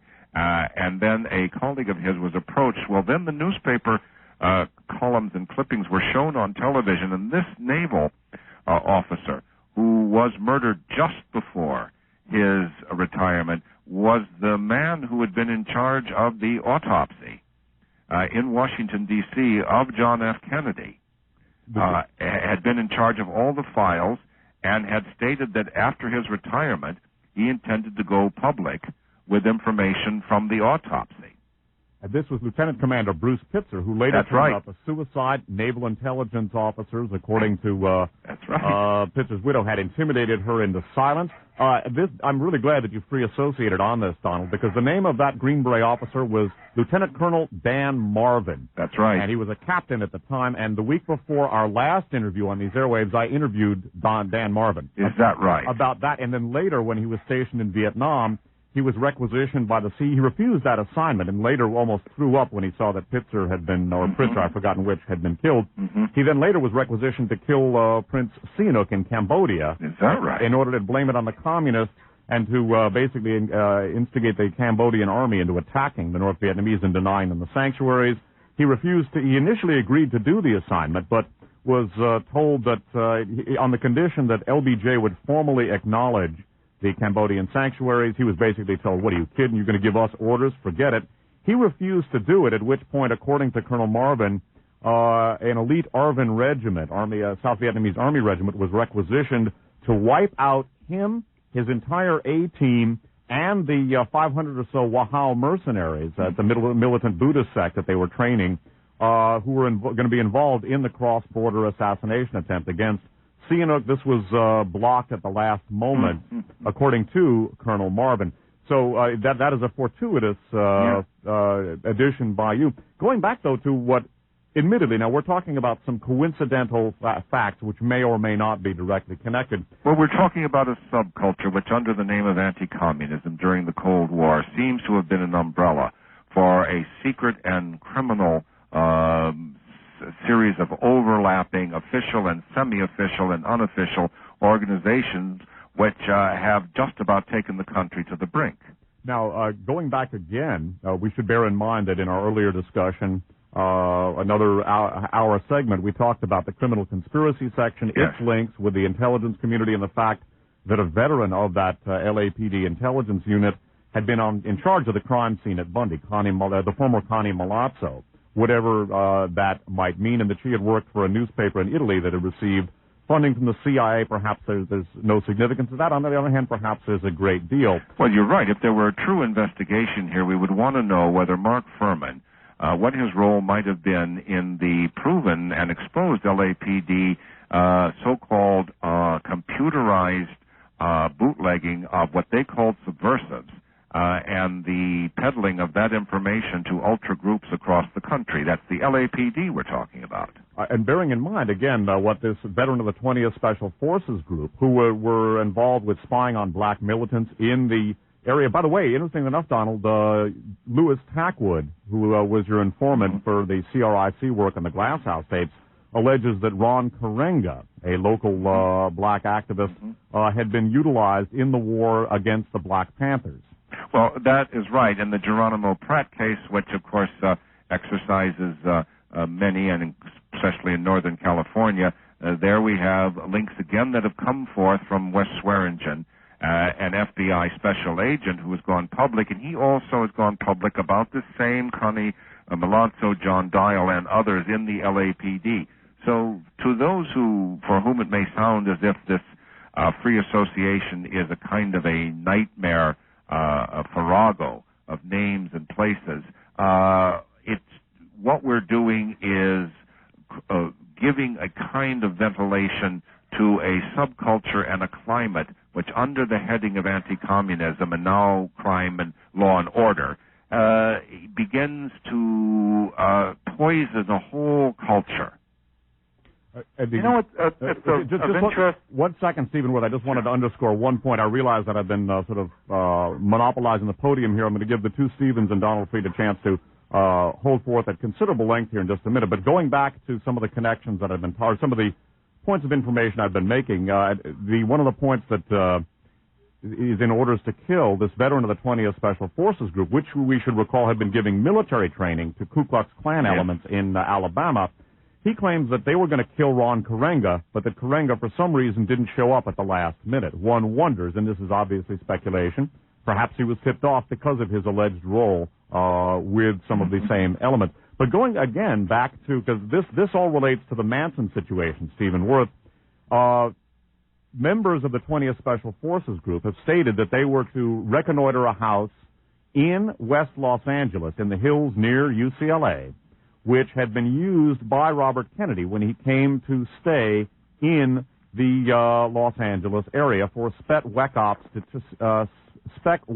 determined. In other words, to determine how feasible it would be to insert a team, kill everybody in the house, and then get out without detection. And I believe, I have been asking around, the only house that fits that description, from what I have been able to gather, and perhaps there's other information that I'm not aware of, was the Cielo Drive house, in which, about a year later, all of the occupants were killed and the assassins escaped without detection, including Sharon Tate, who'd been very much involved with Robert Kennedy's campaign in the L.A. area. Of course, Robert Kennedy himself was assassinated, bearing in mind also the Ed Butler role in, for whatever reason and whatever motivation, in endorsing in the media, in the Frawley publication, the very cover story that the Manson group had been looking to perpetrate, namely to blame the killings on black militants and start a race war. I realize that this is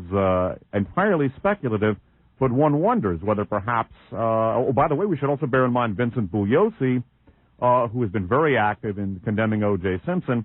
Vincent Bugliosi was also the legal eagle who, in a mock trial of Lee Harvey Oswald, he was the prosecutor, and he maintains that Lee Harvey Oswald did the killing of President Kennedy all by himself, which raises more questions than it answers, I think, in my mind. But it, certainly I think that it could be said at the very least that Vincent Bugliosi needs to restudy the John F. Kennedy case. But one wonders, again, I wonder about the possibility of the O.J. Simpson case as a possible domestic intelligence operation, and people with intelligence and covert operations background were utilized in the strike team, according to your informant Skinner. And I wonder whether your speculation, Stephen Worth, about the Manson situation, as analogous to what your informant told you about the O.J. Simpson case, might in fact be even more precise than what we might have suspected. I wonder if Mae Russell's speculation about the Manson case as a domestic intelligence operation, in light of the things that I've mentioned, was correct. And I have the same question about the O.J. Simpson case. Now, there's an interesting person that not many people have talked about. It's a fellow by the name of Scott T. Barnes. Scott T. Barnes, somehow, and by the way, he was the same fellow that was picked up in Perot's office for attempting to wiretap is in 92. Supposedly has been claimed to be linked with the CIA. But for some reason, he got himself involved with the O.J. Simpson case. He met with McKenna, the investigator for the defense. He met with Pavlik, the investigator for defense. He met with the Special Investigation Unit of Judge Ito. And then on June 23rd, filed a suit against Judge Ito in Bakersfield, claiming that Judge Ito had requested that he wiretapped the jury. Now, he withdrew that suit on July. What's interesting, I think July 5th, I spoke to him. I asked him why, how he got involved. He really didn't have any answer. I verified that he had met with all of the investigators. I verified that he had met with the Special Investigative Unit. He had to go to the district attorney in order to do that. This person was the same person that supposedly was part of an assassination group in the Southeast and was also trying to bring back the POWs. Same Scott Barnes. Right. Was involved in Honolulu in a CIA attempt. We should say that what Scott Barnes claims was that he was requisitioned to kill Ron Rewald. That's Is correct. That correct? We should also once again state for legal purposes that as far as I know, Scott Barnes has not been charged with or convicted of any crimes in connection with this case. That's correct. Okay. No, he's not at all. Go ahead. But what occurred was I said, well, why did you drop this suit? Now, the suit is interesting when he filed it. He filed it about 5 days after the glove didn't fit, which was almost a sure thing that the defense had the case at that point. Yeah. He filed, and I asked him, why did he file the action? He said, well, I believed at that point O.J. Simpson was guilty because of Rosie Greer, the supposedly instant saying that I did it in prison, that it was claimed that one of the guards overheard it. I said, but that was November of '94. And then he said, well, I don't want to talk any further. And what bothered me about it is, in order for me to get to talk to Scott Barnes, I had to call a radio station, KDNO, and they patched me through to Scott Barnes, who then later called me from a payphone and told me he had just been taking some anti-terrorist training in Georgia, etc. But he had been convicted of wiretapping in Delano, California, and yet he was able to go to Texas at the time to do and get involved with Barreau. He was able to walk into this case like nobody knew anything. It took me 10 minutes to find everything out about him. And yet he was able to go into this case and get himself intertwined between the prosecution and the defense, and then file a suit and walk away with nobody hearing about it. Oh, by the way, we should also mention Scott Barnes is a former Green Beret, and Ron Rewald, who I alluded to earlier, was the Rewald in Bishop Baldwin Rewald, Dillingham, and Wong, an alleged CIA front in Hawaii. Rewald claims he was working for the CIA and doing all sorts of illegal things for the CIA. The CIA, of course, has denied it, and he went down as the lone nut with no connection. Yeah, he also wrote a book called Bohica, which I obtained a copy from his attorney, which he appeared before the Congress to give testimony, about, and he had a whole book. He claimed he was involved with the CIA and had some documents in there that seemed to substantiate it. Yet the CIA denied they even knew him. Yep. And we should bear that in mind. A year or so ago, when I was talking to CBS News, I was trying to get them interested in some of the information I had, and was totally unsuccessful at it. But I was talking to a woman who, actually, she's married to one of the reporters at the Times who was covering the trial Henry Weinstein. Her name was Lori Becklin, and she kept asking me about Scott Barnes. And I didn't know anything about him. I mean, this is all relatively new to me, other than his name. So he had surfaced in their quarters, too, but I never quite understood his significance. Stephen? We'll be continuing with this discussion in the next half-hour segment. We are speaking with Stephen Singular, the author of Legacy of Deception, softcover Dove, copyright 1995. Stephen Worth, along with Carl Jaspers, the author of Blood Oath, The Conspiracy to Kill Nicole Brown Simpson, softcover Rainbow Books 1996, and Donald Freed, along with Raymond Briggs, the co-author of Killing Time, about the O.J. Simpson case, published in hardcover by Macmillan, copyright 1996. We're going to be continuing with this discussion in the next half-hour segment. My name is Dave Emory. Thanks for listening.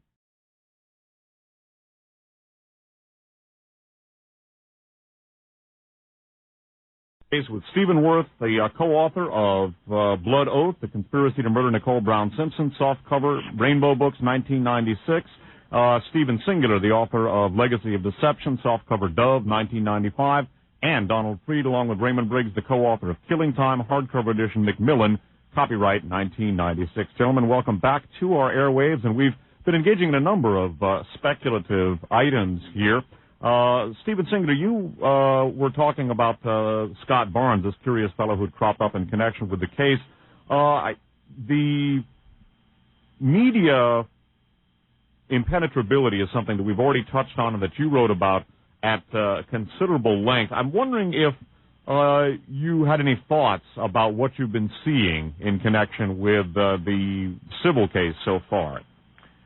Well, it plugs in, I guess, a bit to some of the things Donald was saying earlier. I mean, what I've seen in the case is an extension and deepening of what I saw in throughout the whole criminal trial, which doesn't strike me as being just sort of a malfunctioning of what the media should be, at least in my opinion, but a breakdown of what it is and perhaps what it has been. And it always strikes me when you compare this to the Watergate situation that the media functioned appropriately at that time. That's almost a quarter of a century ago now, 24 years ago, starting, I guess, in June of 1972.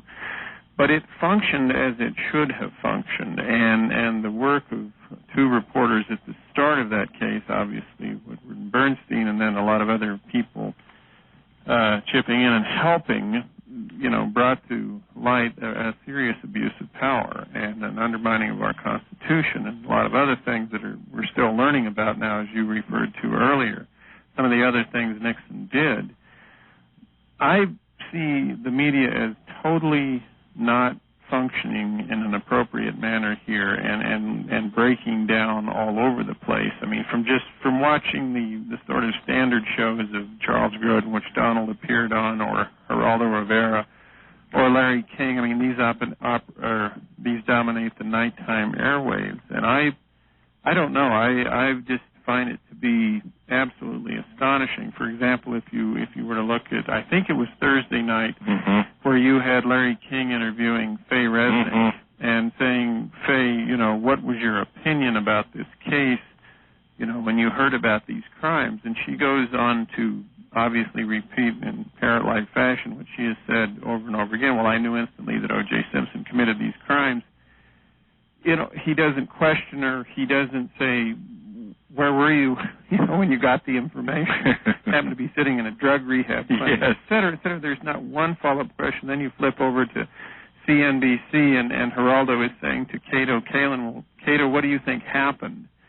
These are not relevant questions to solving a criminal investigation. What was going on in Cato Kalin's mind, to me, is an adventure into insanity. That is not a serious, investigation about what was the evidence that existed in this case, what should have been investigated. All of the things that we're talking about, if any appropriate investigation had been done by the people who are paid to do this, all of this information would be coming to light, or much of what we're talking about. But that, to me, was sort of the twin-headed monster that we're dealing with, that how many millions of people were sitting there watching Larry King ask this one question to Faye Resnick and Geraldo to Cato Kalin. And there is a lack of seriousness, a breaking down of how this technology and how the people associated with this technology are supposed to function that I think goes far, far beyond the O.J. Simpson case. And it runs upon, in my opinion, the underlying fuel that all of this runs upon is race. And you simply have to push a couple of buttons out there, as the mainstream media has done. And there is still enough racial disharmony in this country to just, lurch us further and further into racial anger, racial animosity, racial fear, and racial violence, ultimately, probably. The interesting item about Cato, I just want to interject this very briefly. In the book about Cato, I've forgotten the title and the author offhand. Mark Elliott. Yeah, they're called Cato Speaks. That the same aforementioned researcher Bob Miller pointed out to me that on the night of the killings, Cato had been on the phone with a friend of his in San Diego who was an assistant district attorney at the time in San Diego. This was before the thumps, and then after the thumps, for some reason, he called him back and continued the conversation. That same fellow is now an assistant DA in Los Angeles, whatever connection that may or significance that may or may not have. David, talking about Cato Kalin, following up what Stephen Singler says, the media has not been objective at all. While they're trying to pick apart O.J. Simpson on the stand, what they allow to slip by is Cato Kalin has changed his timeline from 1040 in the grand jury, the preliminary, the criminal case, to what he told Mark Elliott, to now stretching it to 1050, to fit a pattern. But what also, and it's something I discovered in reading his testimony, he states he never looked at a clock, looked at a watch during that entire evening when he was on the phone with Rachel Ferrara. That's the girlfriend that supposedly he was going to meet up with. Except that at 10:30, in his testimony, in the criminal trial, in the preliminary, one of the things that comes up is that she asked him, "What time is it?" And he replies, because they were supposed to get together, it was getting late, it's 10:30. Now, a jurist or anybody would realize right then you couldn't say 10:30 unless you're looking at some timepiece, unless there's some kind of sundial that works at night. So that he had to be looking at. Now, that means his testimony, when he says he never looked at something, because that's the only way he can keep swinging this time. 10 minutes, 20 minutes, 30 minutes, 5 minutes, etc. Then that testimony becomes untruthful. So that's what I was going to say. In other words, wouldn't that mean if he changed his testimony, wouldn't one or the other constitute perjury? Well, certainly this one where he says, as a matter of fact, something I just faxed to Robert Baker, and the actual out of the testimony, and he said never. As a matter of fact, this is what's happened. Why, Mr. Kalin, all right, did you at any time, and now nobody's asked anything yet, he didn't ask the question yet, I never looked at a clock. Now, he wasn't even asked the question yet. I can't hear you. I didn't look at a clock. At any time, no. Well, that's false, because unless he got it off a sundial, when he was talking to Rachel Ferrara, he had to be looking at a clock. Now, what nobody asked during the criminal or during this is, at 10:30, because Rachel Ferrara said she was watching television. At 10:30 on the half hour, on the hour, anything like that, you normally get a change. Something comes on the air. Whatever program you want is interrupted. You can either watch a commercial or a new a station comes on. Nobody's brought that. Hopefully, when the defense puts their case on, they will bring Rachel Ferrara on to testify. I don't know whether she's on the list of people who can testify. I don't know, but I do know that Stephen Worth is speaking with great acuity, because it's thanks to his research of the combined sources of the grand jury and the preliminary trial, the criminal trial, and various other interviews that Cato Kalin is absolutely tied down.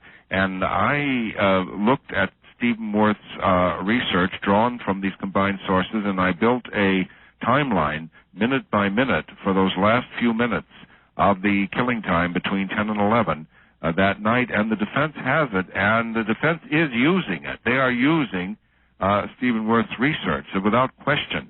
Now, whether they're going to be able, in their case in chief, to absolutely tie this down, because this discussion as between pairs of shoes, hitting and slapping and so forth, all of this becomes a sideshow if there's not the window of opportunity for the murder.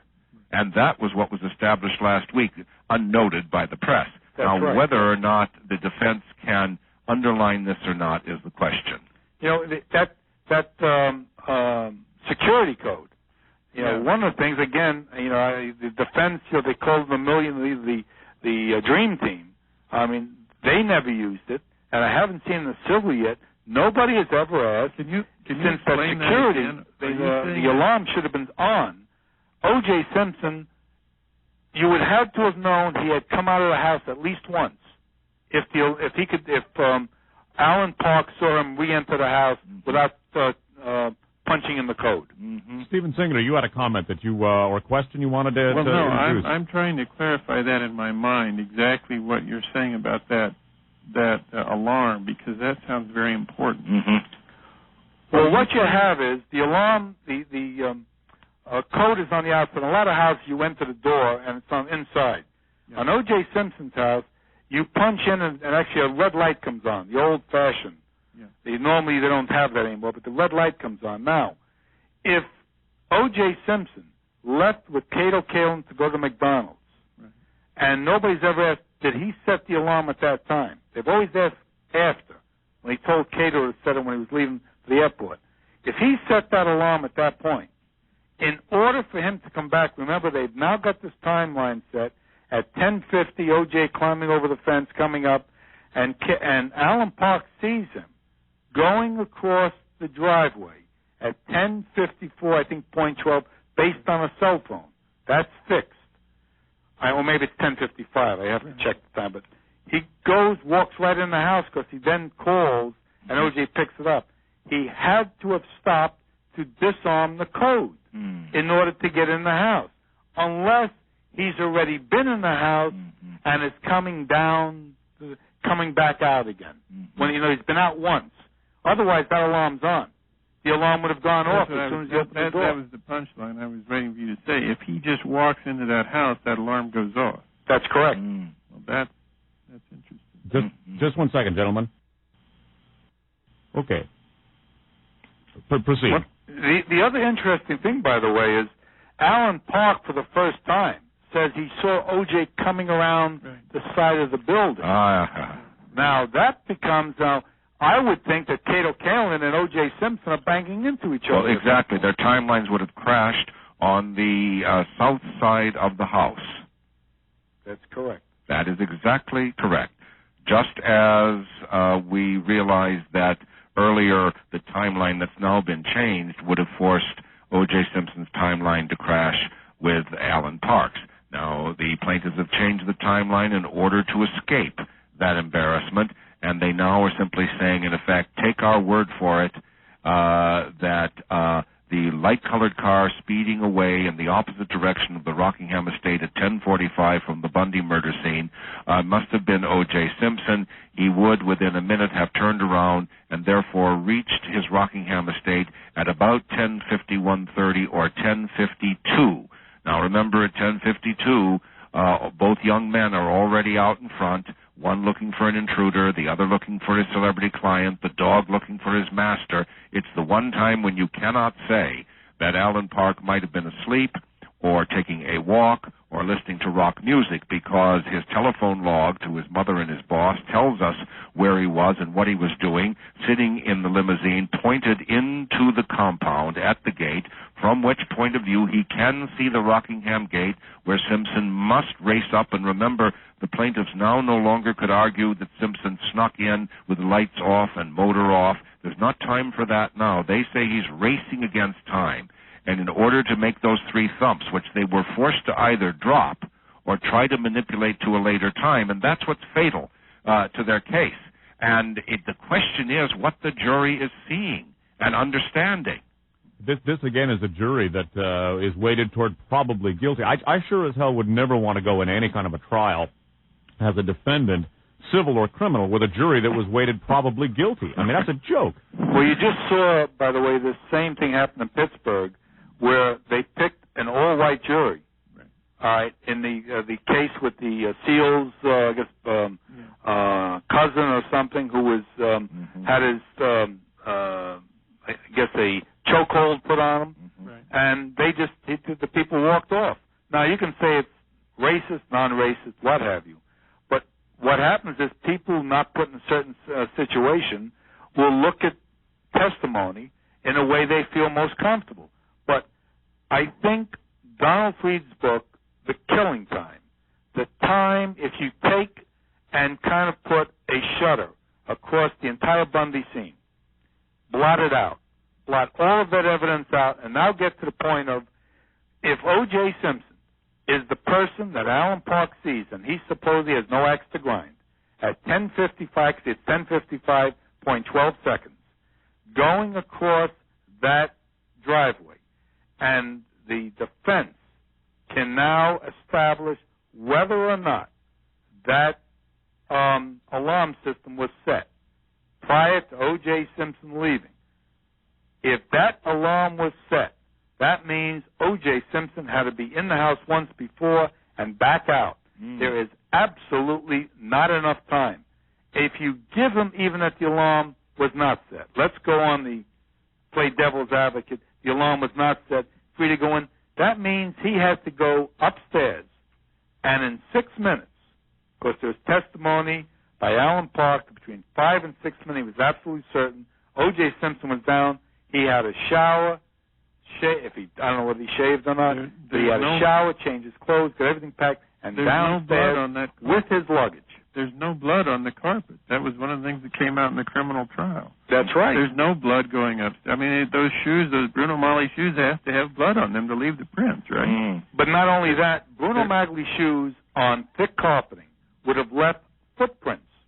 Yeah. Matter of fact, one of the first things I asked Pavlik when I talked to him. There's no blood there. Those Bruno Maglis are a very, very different type of shoe. He would have had to, if he took his shoes off when he entered the house, he would to at least have had to have been wearing them when he went down that staircase. They would have left those tread marks on without, even with no blood. If you've got thick carpeting, you step on it with a sneaker, you leave an imprint. The police would have taken pictures of it. Obviously, they didn't see it then. He certainly had shoes on when he went into the house. One of the things James Joyce referred to, the ineluctable modality of the visible. One of the things that has absolutely astounded me in this case is the ability of not only the legal authorities, the prosecution, but also the general public, courtesy of our media establishment, which is anything but objective, to absolutely disregard the obvious physical facts. When a person has their carotid artery cut, and I'm not sure if I'm pronouncing that right, you know, it isn't just bleed, but jets of blood squirt out. And this is in a combat situation where the system is filled with adrenaline, the heart is slightly enlarged. It squirts out, and it squirts a long way. And 2 people had their carotid arteries cut. When you look at the pictures of the crime scene, there's blood all over the place. It looks like it's been smeared around. I mean, it's people were walking in it or struggling in it. That crime scene was a bloody goddamn mess, and yet, where are the clothes? Where's the blood? You got a little bit of blood here, a little bit of blood there. It is so ridiculous. Anyone that's ever seen an industrial accident or an automobile accident and seen serious bleeding knows it does. And when you look at the pictures of the crime scene, there's all that blood there. One of the people had to have been killed first. I mean, they didn't both get killed at the same time by one killer, right? Well, that's right. Somebody walks into that little walkway up to Nicole's. One of them is dead and bleeding, and you know, what do? They go, I wonder what this is. Gosh, maybe I better go. The notion that either Nicole or Ron, one of them had to go first, could have seen the other there and not immediately. You think Nicole wouldn't have called 911? I mean, it is astounding. And then, when O.J. tried on the gloves, I think O.J. hurt his case to a certain extent by mugging when he was putting those on. Those obviously were not his gloves, and the prosecution contention that they shrank was effectively rebutted. Be interesting whether he tries on the civil without anything underneath. If he feels confident that they didn't fit, and he's the only one that knows, he puts that on. That's going to be one heck of a demo for that jury. But there's another interesting thing. For all that blood there, and you see the Bruno Magli footprints, there isn't one solid footprint. In other words, that Bruno Magli almost looks like a rubber stamp. The base, it's almost like cut out letters. That's how it is. You step in blood, you at least, the first footprint should be clear. Yet none of the footprints are full footprints. They're partials. They're either, a heel and part of the sole, but not a total one. Yet the claim is whoever did it walked very slowly all right, which means they're impressing that foot onto the ground. The blood spots, the 5 blood prints, which are almost perfectly round. And by the way, only a couple of them were ever analyzed. Right. Of those 5 blood drops in the back, I think only 2 ever showed up with DNA. The other 2 were inconclusive, and number 113 was definitely, they couldn't get anything. But you get to the back gate. Now, in 160 feet, you got 5 blood drops. But for some reason, whoever opened the back gate bled 3 drops, all right, on the in the center of the gate, not on the edge where you would normally pick and open the gate. If you had only had 1 glove, you at least would open it with the gloved hand. If you opened it with the ungloved hand, you would have left a fingerprint, which they didn't have. But if you opened it, why would you, at that point now, bleed 3 drops? If you only bled in, and it's 160 feet, only 5, it doesn't make any sense. The only thing lacking, I keep saying, was the business card of O.J. Simpson in Nicole's hand. And that would have been, a perfect case. Well, it's very interesting in your forensic grasp, which is, to me, is as interesting as the larger framework or superstructure of the race war information that you received. Joseph Bosco, in his book, A Problem of Evidence, which would repay reading by anyone interested, he quotes Dr. Lee at length, and Dr. Lee says, a strange crime scene, part composed, part not composed. That's correct. One of the things that struck me, too, on the one hand, O.J. Simpson has to, assuming that he did the killings, and obviously none of us believes he did, but he would have had to have been a master criminal to dispose of the clothes, the shoes, the murder weapon. None of those have ever been found. And yet he's the ultimate klutz, leaving the watch cap and the one glove there and then dropping the other one behind the house. And dropping it in his truck so he can pick up the red fibers. Don't forget that. Yes.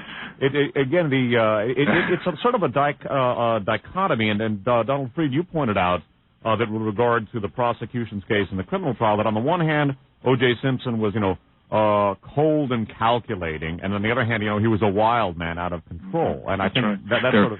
Yes, you're right, David. There are several psychological profiles that are being collated here. By the prosecution, the propagandists, the plaintiffs, and so on. And once again, you're going to have to wonder, what will this jury think when and if no experts are put on the stand to link O.J. Simpson to this? Now, if it becomes a question of jealousy and rage and so forth, that can only happen if, for some reason, the judge takes the further step of stopping the more timeline questioning. And if he does that, then we have an outrage. I'll tell you, there's another curious piece of evidence that's never been brought out. There's a blue denim jacket that was in the kitchen. All right. In fact, they tried to make something of it in the civil. Why it was never brought up in the criminal, I'll never understand. But Risky said that they were discussing if it belonged to any of the victims. Now, in the sidebar, by the way, in the civil, because I've read that, where the judge says, well, you can't speculate on things like that, and they were saying that he was saying that in Baker that Mark Furman, we're going to have evidence that Mark Furman took that blue Levi jacket. Now, I don't know the exact meaning of it, but I'll tell you one thing. If that belonged to Ron Goldman, you have Ron Goldman in the house. That blows all of that time frame. If it's somebody else's that was in there, that raises a whole new area. But there's the blue Levi jacket. It's talked about in one line in the criminal, and it's talked about in several lines now in the civil. And Baker says he's going to have some sort of thing to show, because it was a sidebar with the judge, that Mark Furman, we're going to show that Mark Furman took that jacket. Just go ahead. Well, this is a bit off the wall, but I have been contacted by many people from many different places as a result of my involvement in this. But I have recently been speaking with a woman out in L.A. who sounds like she knows what she's talking about. And I throw this out as nothing but speculation, but she says that that somebody else was in the house that night with Nicole. And this person has told this story to several different people. This is not the person that Pat McKenna has talked about seeing out in, or, you know, that McKenna has talked about it as someone who was seen out in front of Bundy at around 10 o'clock. Donald Freed. Well, that's fascinating. Let's hear a little more about that.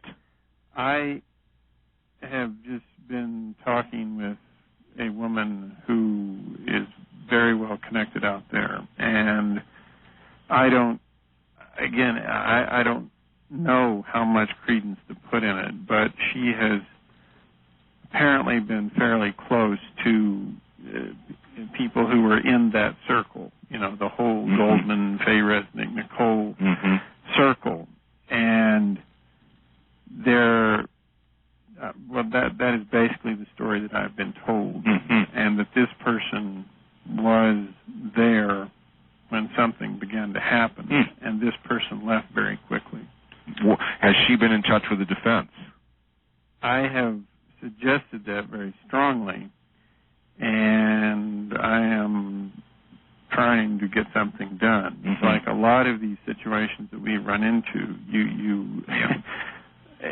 I believe some fragments of what I've heard. I'm not sure if I believe the whole thing, and I've tried to get her to do that. And I'm still working on it. So, again, the astonishing thing about it to me is that I think we just don't know yet. You know, what there's some other interesting material that's come out. I think Donald Freed off here fairly soon. All righty. Well, if Stephen Singh, if you have to depart, we'll do this because we're almost at the end of this particular side, and maybe we'll take a break here and do that. This does conclude this particular half-hour segment. We've been speaking with, once again, Stephen Worth, along with Carl Jaspers, the co-author of Blood Oath, The Conspiracy to Murder Nicole Brown Simpson, softcover, Rainbow Books, 1996. Stephen Singular, the author of Legacy of Deception, softcover, Dove, 1995. And Donald Freed, along with Raymond Briggs, the co-author of Killing Time, hardcover edition, Macmillan, copyright 1996. For Stephen Worth, Stephen Singular, and Donald Freed, my name's Dave Emory. Thanks for listening.